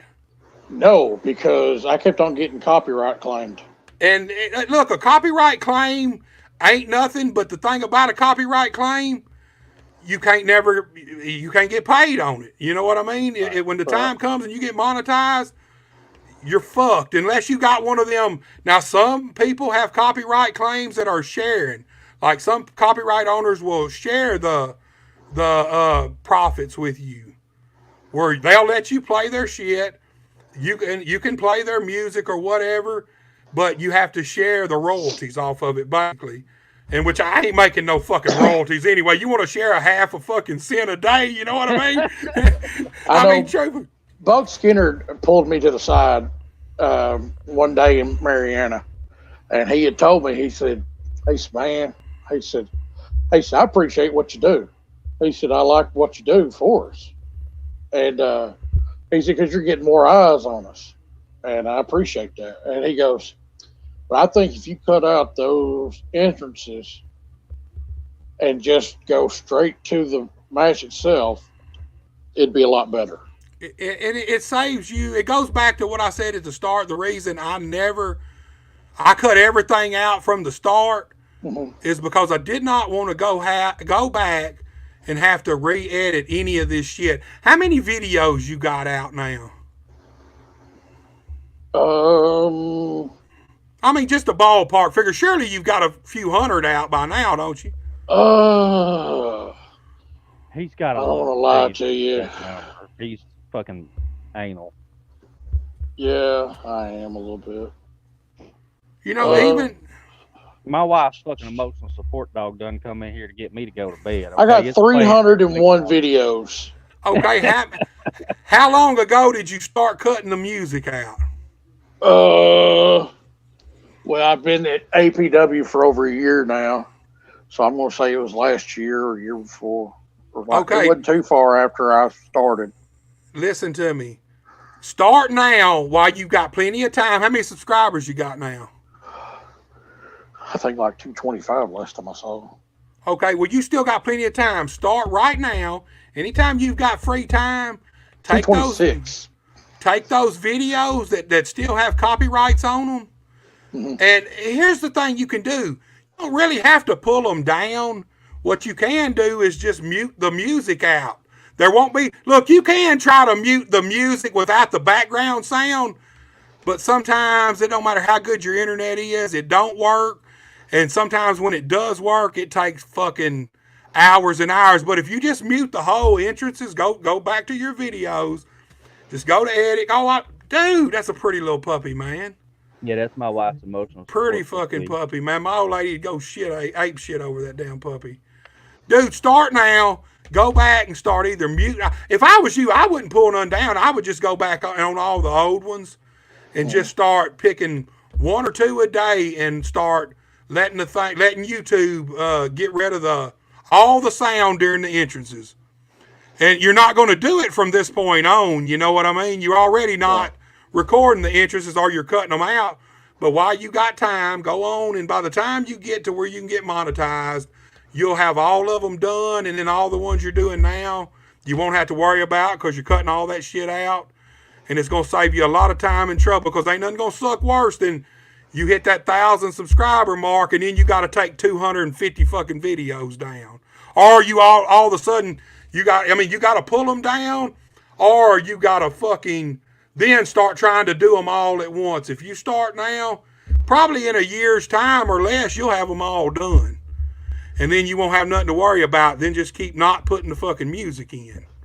Yeah. You know, hey, dude, I ain't nothing pisses me off worse than at the end of a match, they click the music on, and then somebody does a run in.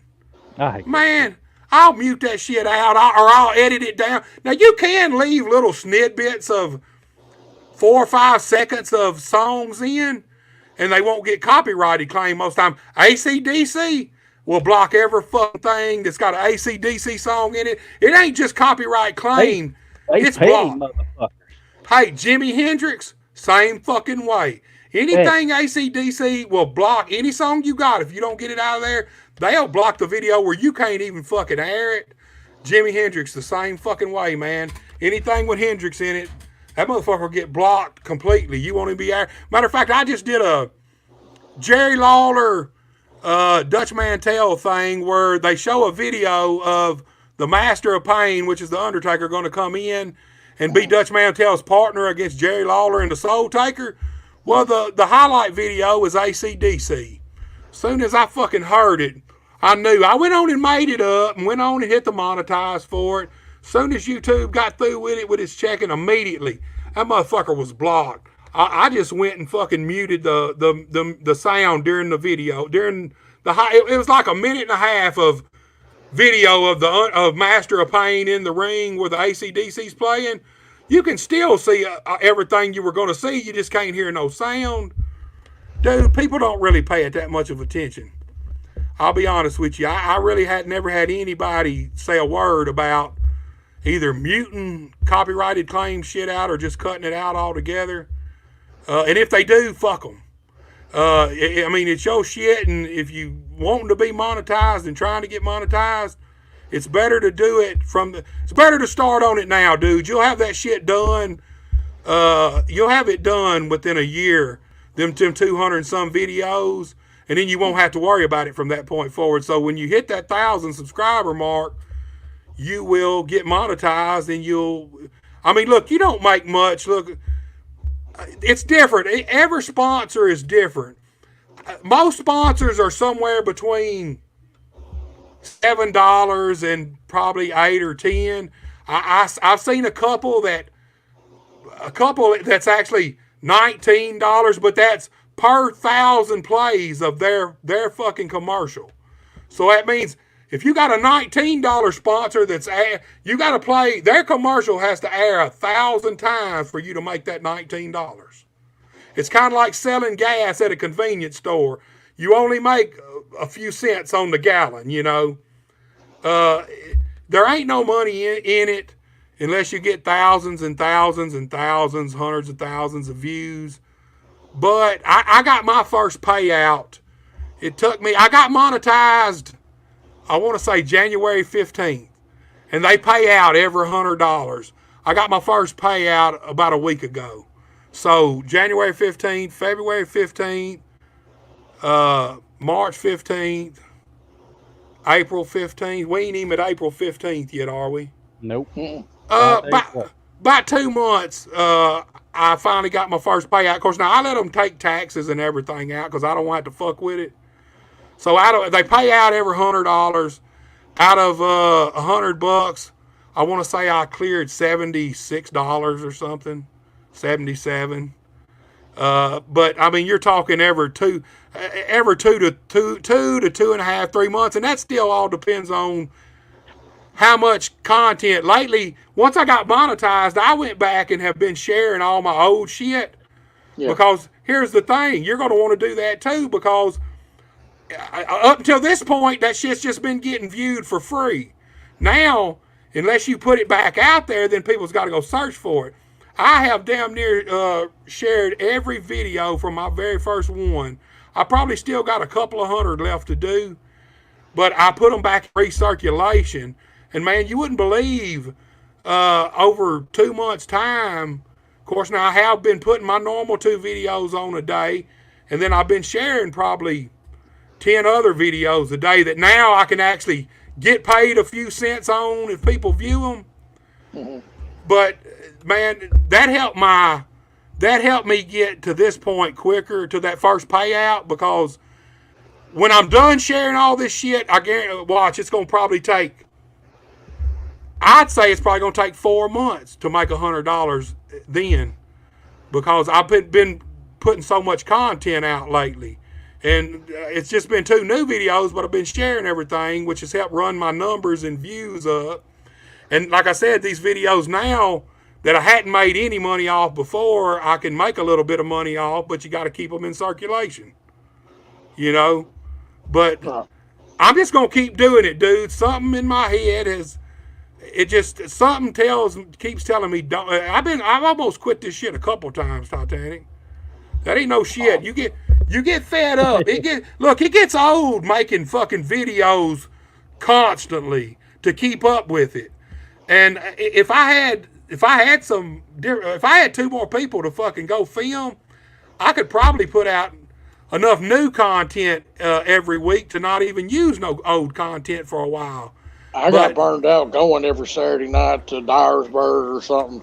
Dude, it gets... Now that APW only runs once a month, I'm good with that.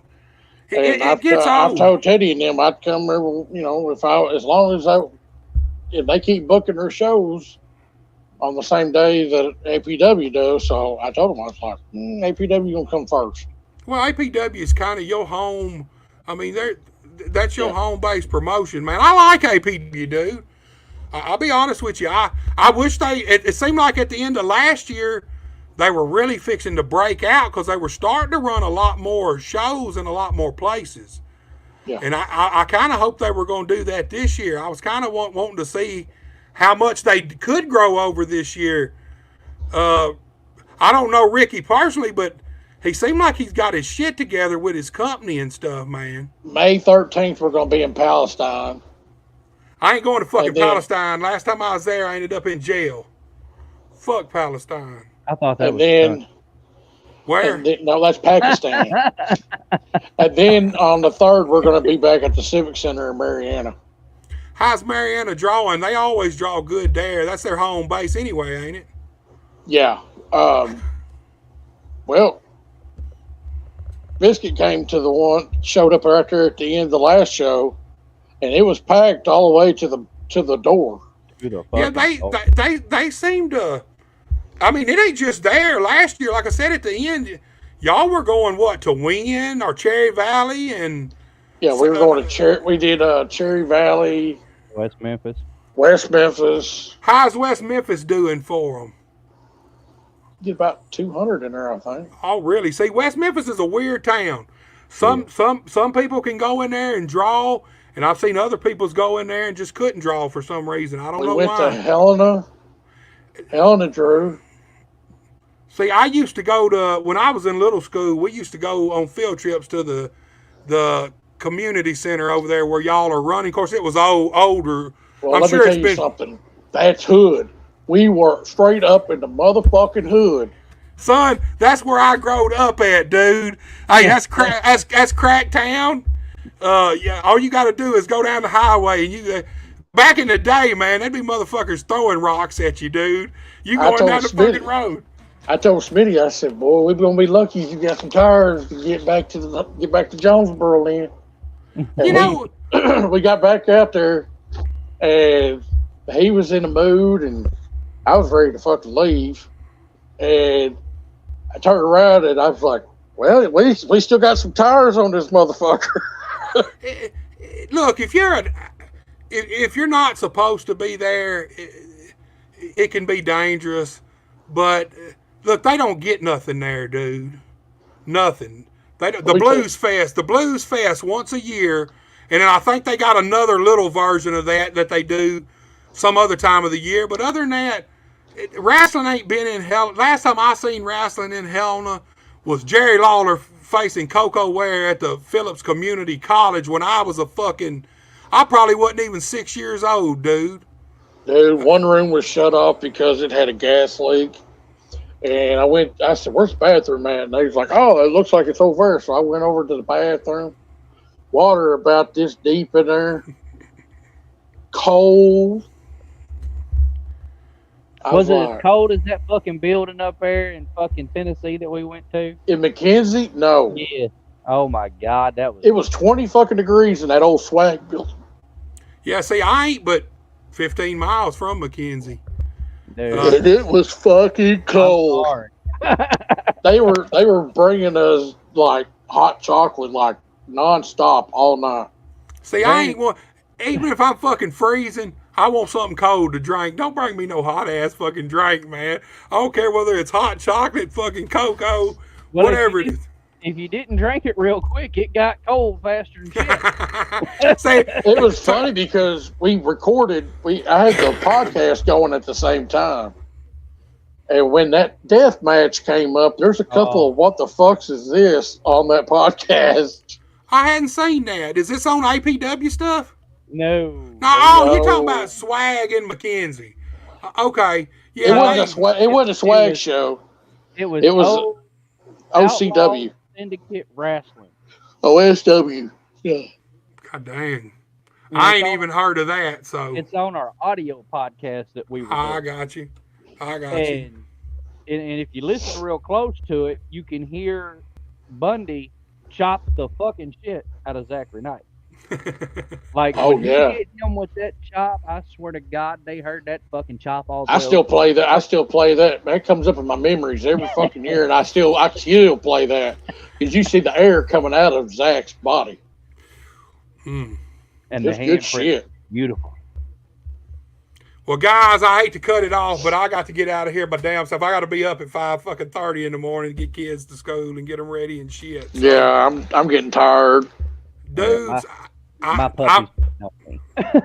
I've had a blast, y'all. I mean, obviously, we went over 3 hours, and it don't feel like it. So we definitely got to do this again. This was fun. This was one of the most fun podcasts that we've done since we've started. Hey, I had a blast for the simple reason that I didn't have to do shit, just talk. Right. It's fucking hard work trying to send motherfuckers link and try to log in times and all that shit. Hey, tell him, Titan. I don't know, man. I just text him saying I'm ready, and then he'll send me the link, and then he'll turn around. He's like, "You ready?" Because I've already sent him the link. I'm like, "Fuck it, let's do it." I've been sitting in this chair since 2:30 today, waiting on this fucking shit, man. I'm sorry, I was out in my Jeep. I'm just fucking with you, dude. Well, if you'll know, I mean, the back of your thing is it's a little blurry. No, I'm just joking with you. Hey, you ain't telling motherfucker, don't get closer with that. I already know you can't see that shit. Yeah, motherfucker, it does look blurry to me. See, now you got me seeing shit, man. You two children, I swear. It was good talking to you, man. Yeah, y'all, I've had a blast. I appreciate you having me on. Like I said, I'm going to be looking for some co-hosts. Guest co-host. Like I said, I've got the first 6 weeks done, but I sure I'll be hollering at both of y'all probably. I'm trying everybody out. So, well, let me just tell you. Let me give you 3 things to do: like, share, and unblock. I'll unblock you, man. But just know, let me ask y'all something. Titanic took it well, but have y'all ever seen so many grown fucking ass men get so fucking butthurt when another grown man blocks them? Have y'all had that problem? No, I haven't. No, it's all the women that I have a problem with. Well, they be chasing you down. It's that fucking beard, man. It's all from the set on, motherfucker. You know what I mean?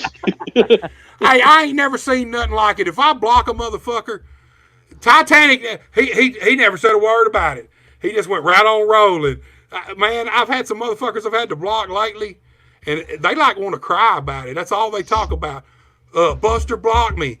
I'm like, well, motherfucker, you deserve to be blocked. Goddamn, I blocked motherfuckers. It would be funny. The only time it actually come up was someone would go, "Hey, did you see what Buster posted?" No, motherfucker, he blocked me. Why? I don't know. I don't know. If you ask him, find out for me. That'd be nice. Dude, I'm trying not to post, but I don't even know, man. I think I'm going to put myself on a once a month post limit because I don't feel like being in fights fucking all month long. You know?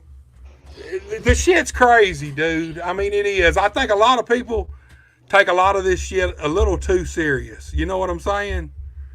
I mean, y'all do this. Here's the thing. Y'all do the same thing I do. I look at it like it's my job to, especially around here, I go to all these shows.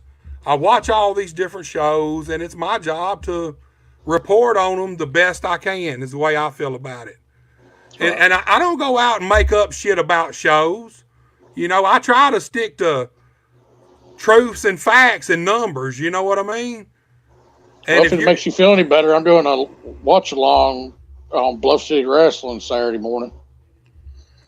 God, look, all right, 2 Saturdays ago, I told you about the post that they bid on. I didn't put a fucking mark on it.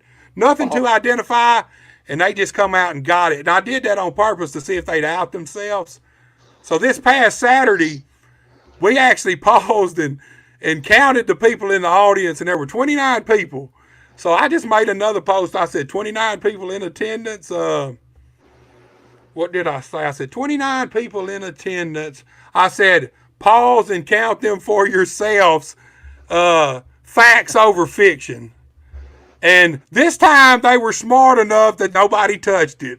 None of the, and really, I love most of the Bluff City talent are guys from around here that I fucking see on a regular basis. And I know can fucking work. You got Bullwhip Ballard, you got Chris Hayes, you got the Hooligans, Full Deck. I know, I've been around Big Ace a few times. His brother, I had never been around personally, but I like them as a team. You could do something with them. Buck Skinner's the guy that I've been preaching that they should have fucking seen, that this guy here could have been a guy you could have made a star and sold tickets on. Are you friends with him on Facebook? I don't know. His name's Matthew. Matthew Banks. I think I might be. He just went to the New Japan Pro Wrestling Dojo. He needs to. In California. He needs to. They ain't. I don't see how anybody. If you put all the roster on Bluff City in a line, just put him up against the wall. He's the most unique one out of the bunch. I mean, it's just simple as that. Everybody else is kind of different versions of the same thing. Not a bad thing, but if you just lined them all up, what is he, about 6'5", 6'6"? Yeah. What is he, about 260 pounds? Something like that. Maybe about 240, 250. His shit looks good in the ring. He is dialed into his persona, who Buck Skinner is. Mm-hmm. And he would have been my first guy that I'd have fucking done my damnedest to put him, positioned him to where he could have got over and been. He don't really need no help getting over. He just needs to be shown to the fans as a star. You know, everybody can't be equal. Go ahead. If everybody's equal on this show, 50-50 booking does not work for TV. I mean, it just don't. Especially regional TV like down here. How many times, out of all the fucking Memphis wrestling you've ever seen, 99% of them were meat matches.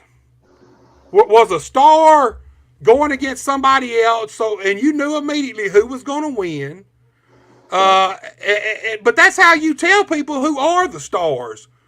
Who are you coming to see? If you want everybody to look good so nobody really looks outstanding, you ain't doing nothing, man. I mean, you got to show these people, you got to tell these fans who the stars are supposed to be.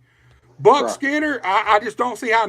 I don't see how they didn't fucking center him up as the lead. At first, he was a heel when he come out, and then when Johnny decided he was going to turn heel, he's all of a sudden a baby face.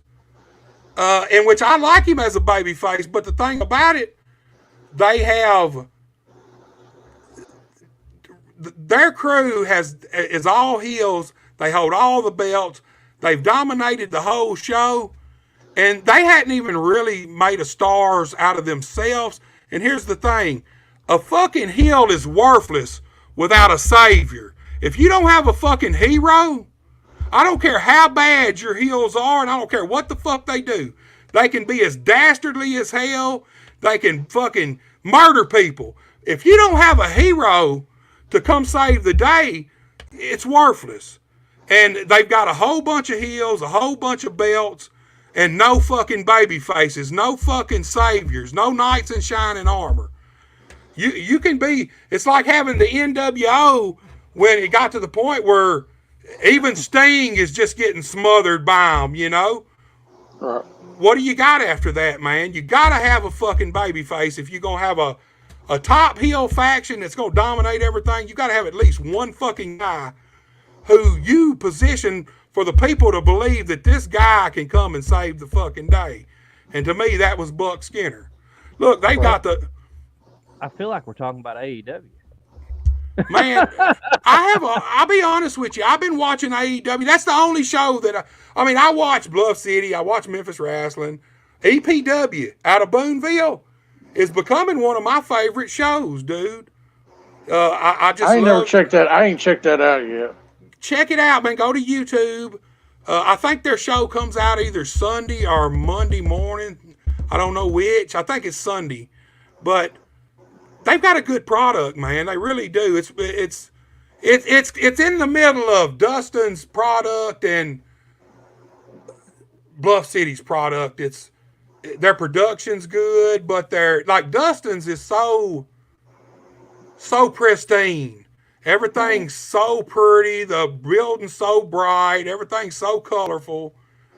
Even the guys, they're all bright and colorful. Not Bluff City, but EPW is a little bit grittier than that. Let's just say it that way. The wrestling, I mean, look, all of them have good matches.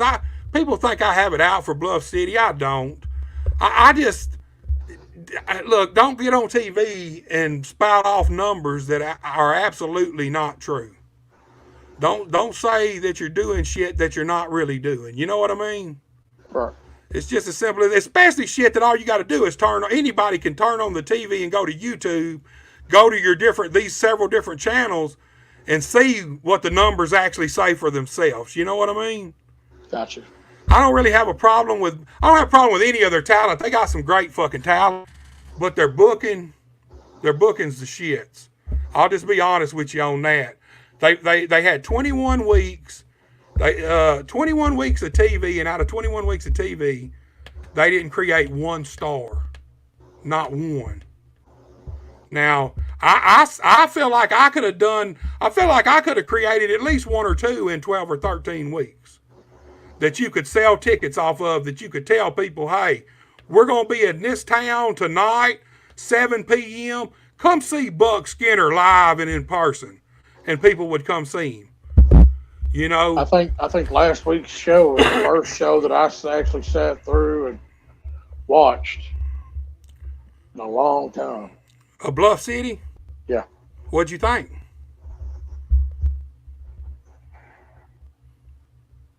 Some of it was all right. I like Bullwhip Ballard. A lot of it I like watching Ricky Kennedy on there. I like seeing Tommy and Smitty and Austin Wrathchild. I mean, those are my guys in the APW. Hey, they got fucking... There ain't nothing to do with their talent at all. Yeah. It's more about how the talent's being used to me. That's the way I feel about it. I feel like, look, I know a lot of these guys. Bullwhip, I know. Chris Hayes, Terry Wayne, Addison Kane. Yeah. I know all these guys personally. Now, their first time I didn't care for it was because I didn't like watching it because I thought the production was horrible. It's gotten a lot better than what it was because I don't know who, I have no fighting in that or anything. And I ain't trying to get in no arguments or anything. Because See, I don't have this is my personal opinion. But I'm sitting here and I'm watching a show and shit. You got the guy that wore the mask that used to come out there and just squash folks. What was his name? You know who I'm talking about. They led with the chain. Armageddon. Yeah, Armageddon. Okay, so he jumps a guy in the crowd. I seen that shit. I seen that. Okay, so they go to a commercial. They're giving the guy help to the back to help him out. You come back, he's on the front row. That guy's back on the front row and cheering. We got to clean that shit up, which they did. I'm sure they did. And like I said, I mean, I want to start doing these live watch-alongs every week, and so I'm going to be watching more of it. But I enjoy Memphis wrestling a little bit better, but sometimes there's stuff on there that I don't like. Well, dude, you know as well as I do with any wrestling, there's always going to be some shit that's just that. I mean, and we're looking at it from a different perspective too. I try to look at it as from a fan's perspective and a worker's perspective. I really try to look at it mostly from a fan's perspective because, I mean, I want to feel like the fans feel when they watch this stuff. You know what I mean? Right. That to me, that's the real gauge of what's going on is how the fans actually accept it. And I'll be honest with you, since they went off of TV, oh man, they're struggling. I mean, that's just honestly, they're struggling because I think they thought that everybody that watched on TV would immediately transfer over to YouTube and just immediately go straight to YouTube to see it. And that just ain't the way it works. A lot of people don't watch fucking YouTube. A lot of people do, but there's still a lot out there that don't, and especially old people. And I would be willing to bet that a lot of the Memphis audience is older people. Older than us, my age and up. Probably even, I would say probably 60 and up. They're the ones still sitting at home watching wrestling on television, on CW30 or wherever it's coming on Saturday morning or Monday night. They're the ones watching it on TV. All the young people is out moving and grooving, and they're watching it on their fucking phones. And most of them probably ain't even watching the whole show. They're just watching the pieces they want to see. It's hard. I wish they would have stayed on TV, but I understand why they went off because, I mean, that's a lot of money on TV if you're not seeing a return on it. You know what I'm saying? Right. I mean, really, I've had quotes anywhere from $1,000 a week up to $1,800 a week. And so I really don't know where it falls in the middle of what they were actually paying for TV. So I just base it on the minimum of $1,000. Like if I say anything about it, I base it on that. Let's just go with the minimum amount they had to pay, which was $1,000. But I've heard $1,300, I've heard $1,500, and I've heard as high as $1,800 a week. That's a lot of fucking money to pay out for a wrestling show per week, man. I mean, even at $1,000, they were on 21 weeks. That's 21 fucking grand in 21 weeks. And I don't know, man. I just feel like I felt like the TV time could have been used more productively. I feel like if the booking would have been different booking with a little focus. They do a lot of. They want everybody to look good. We've had Johnny on the podcast twice over, and he said that because I brought up Buck Skinner and told him that I thought that some of these matches would have been better suited shortened up. Like a while back, Buck Skinner worked Mike Reels a few months ago, and the storyline was between Johnny and Buck, and Mike's part of royalty, so they threw him in there. But as big as Buck is, and as good as he is, even though Mike is I think he had just become the television champion or whatever, storyline wise, Mike Reels to me should have went out there and bumped around for Buck Skinner, just flew around for him for a couple of minutes, because in the end, the rest of royalty come out and jumped him anyway. So what's it going to hurt Mike Reels to go out there and they make sure these people know that Buck Skinner's the fucking guy until the other dogs hit the ring and they all get the best of him. But it was more like a 10-minute fucking match that Mike Reels has done kicked out of 2 or 3 things Buck Skinner's done that should have pinned him. I mean, storyline wise, what are we doing here? You know what I mean? Right. I mean, storyline wise to me, Buck Skinner should have been tossing Mike Reels all around the fucking ring, and that should have been the reason the dogs come and got him, and got on him, which his whole goal is to get to Johnny. But man, they have.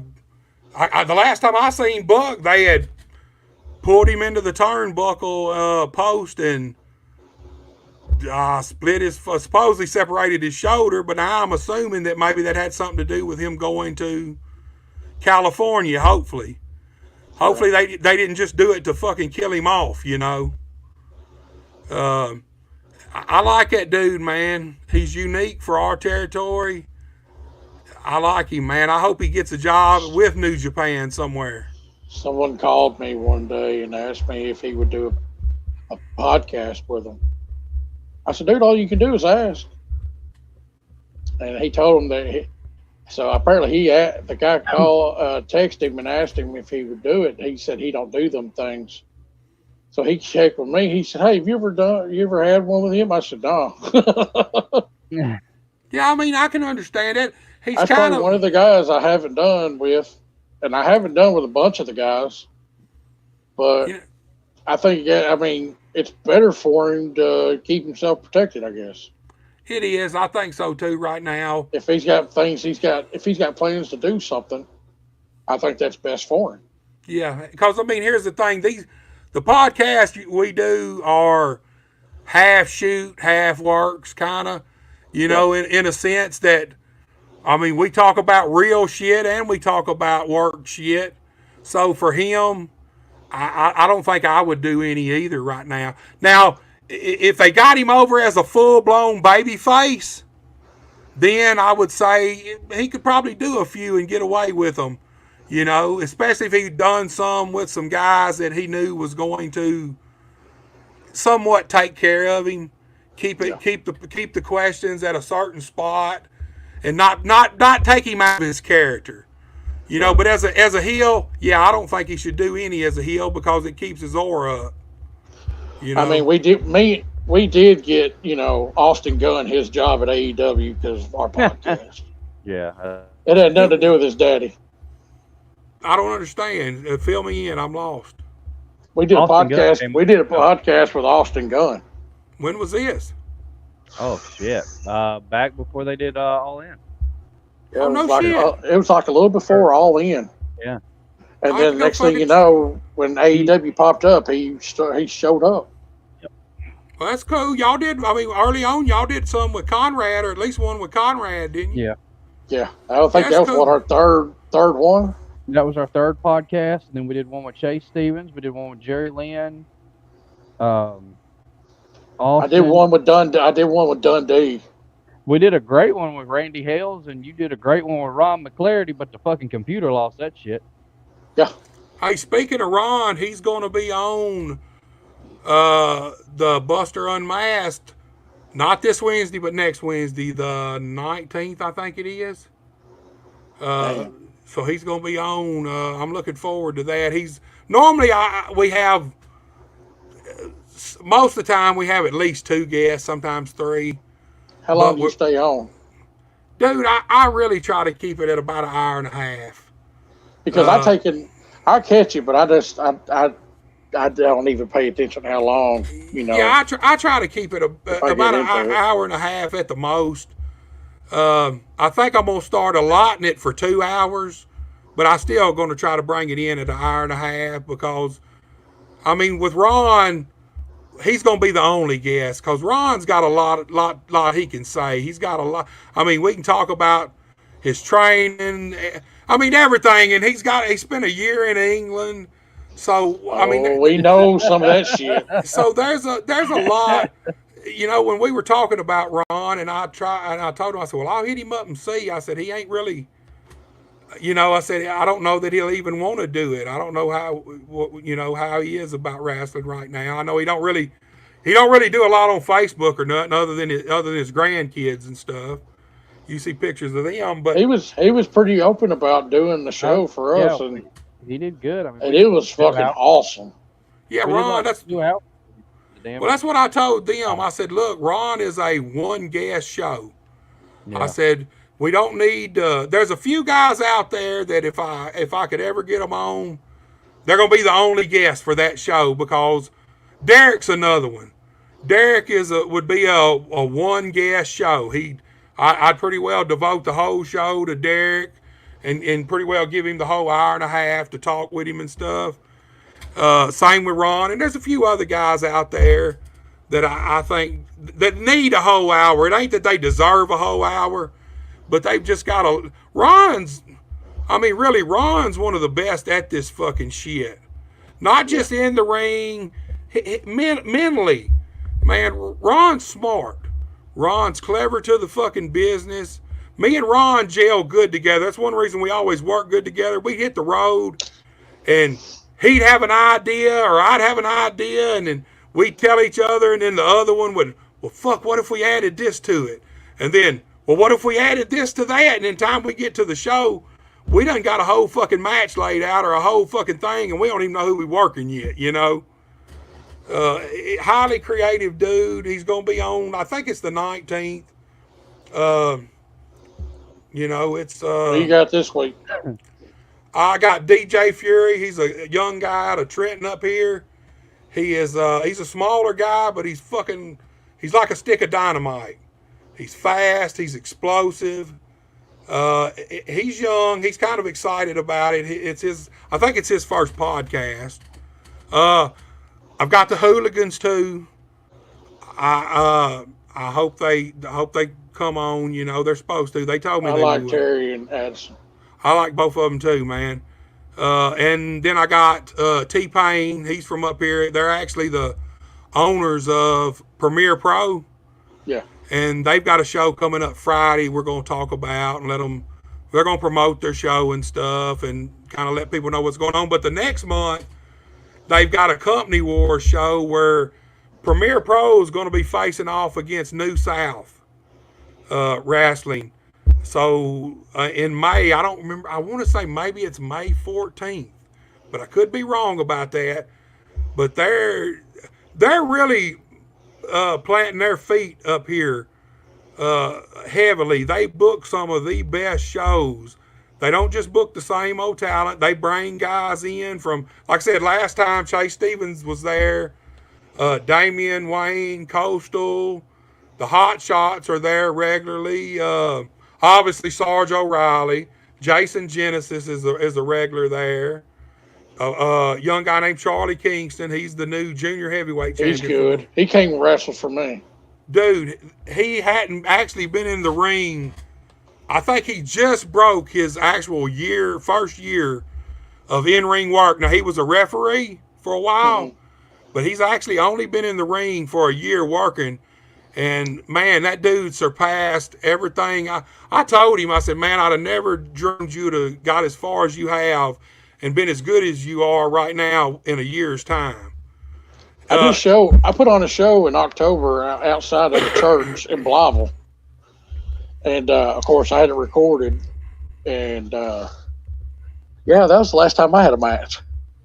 I ain't having no fucking matches. I'll tell you that. I'm done after I've that been one. trying- I realized after that one, I'm Take done. this motherfucker to wrestle me, and he won't do it. Man, I'm too fucking old and fucking fat to be wrestling any fucking body. That's exactly what the fuck I felt Hey. like after I got done.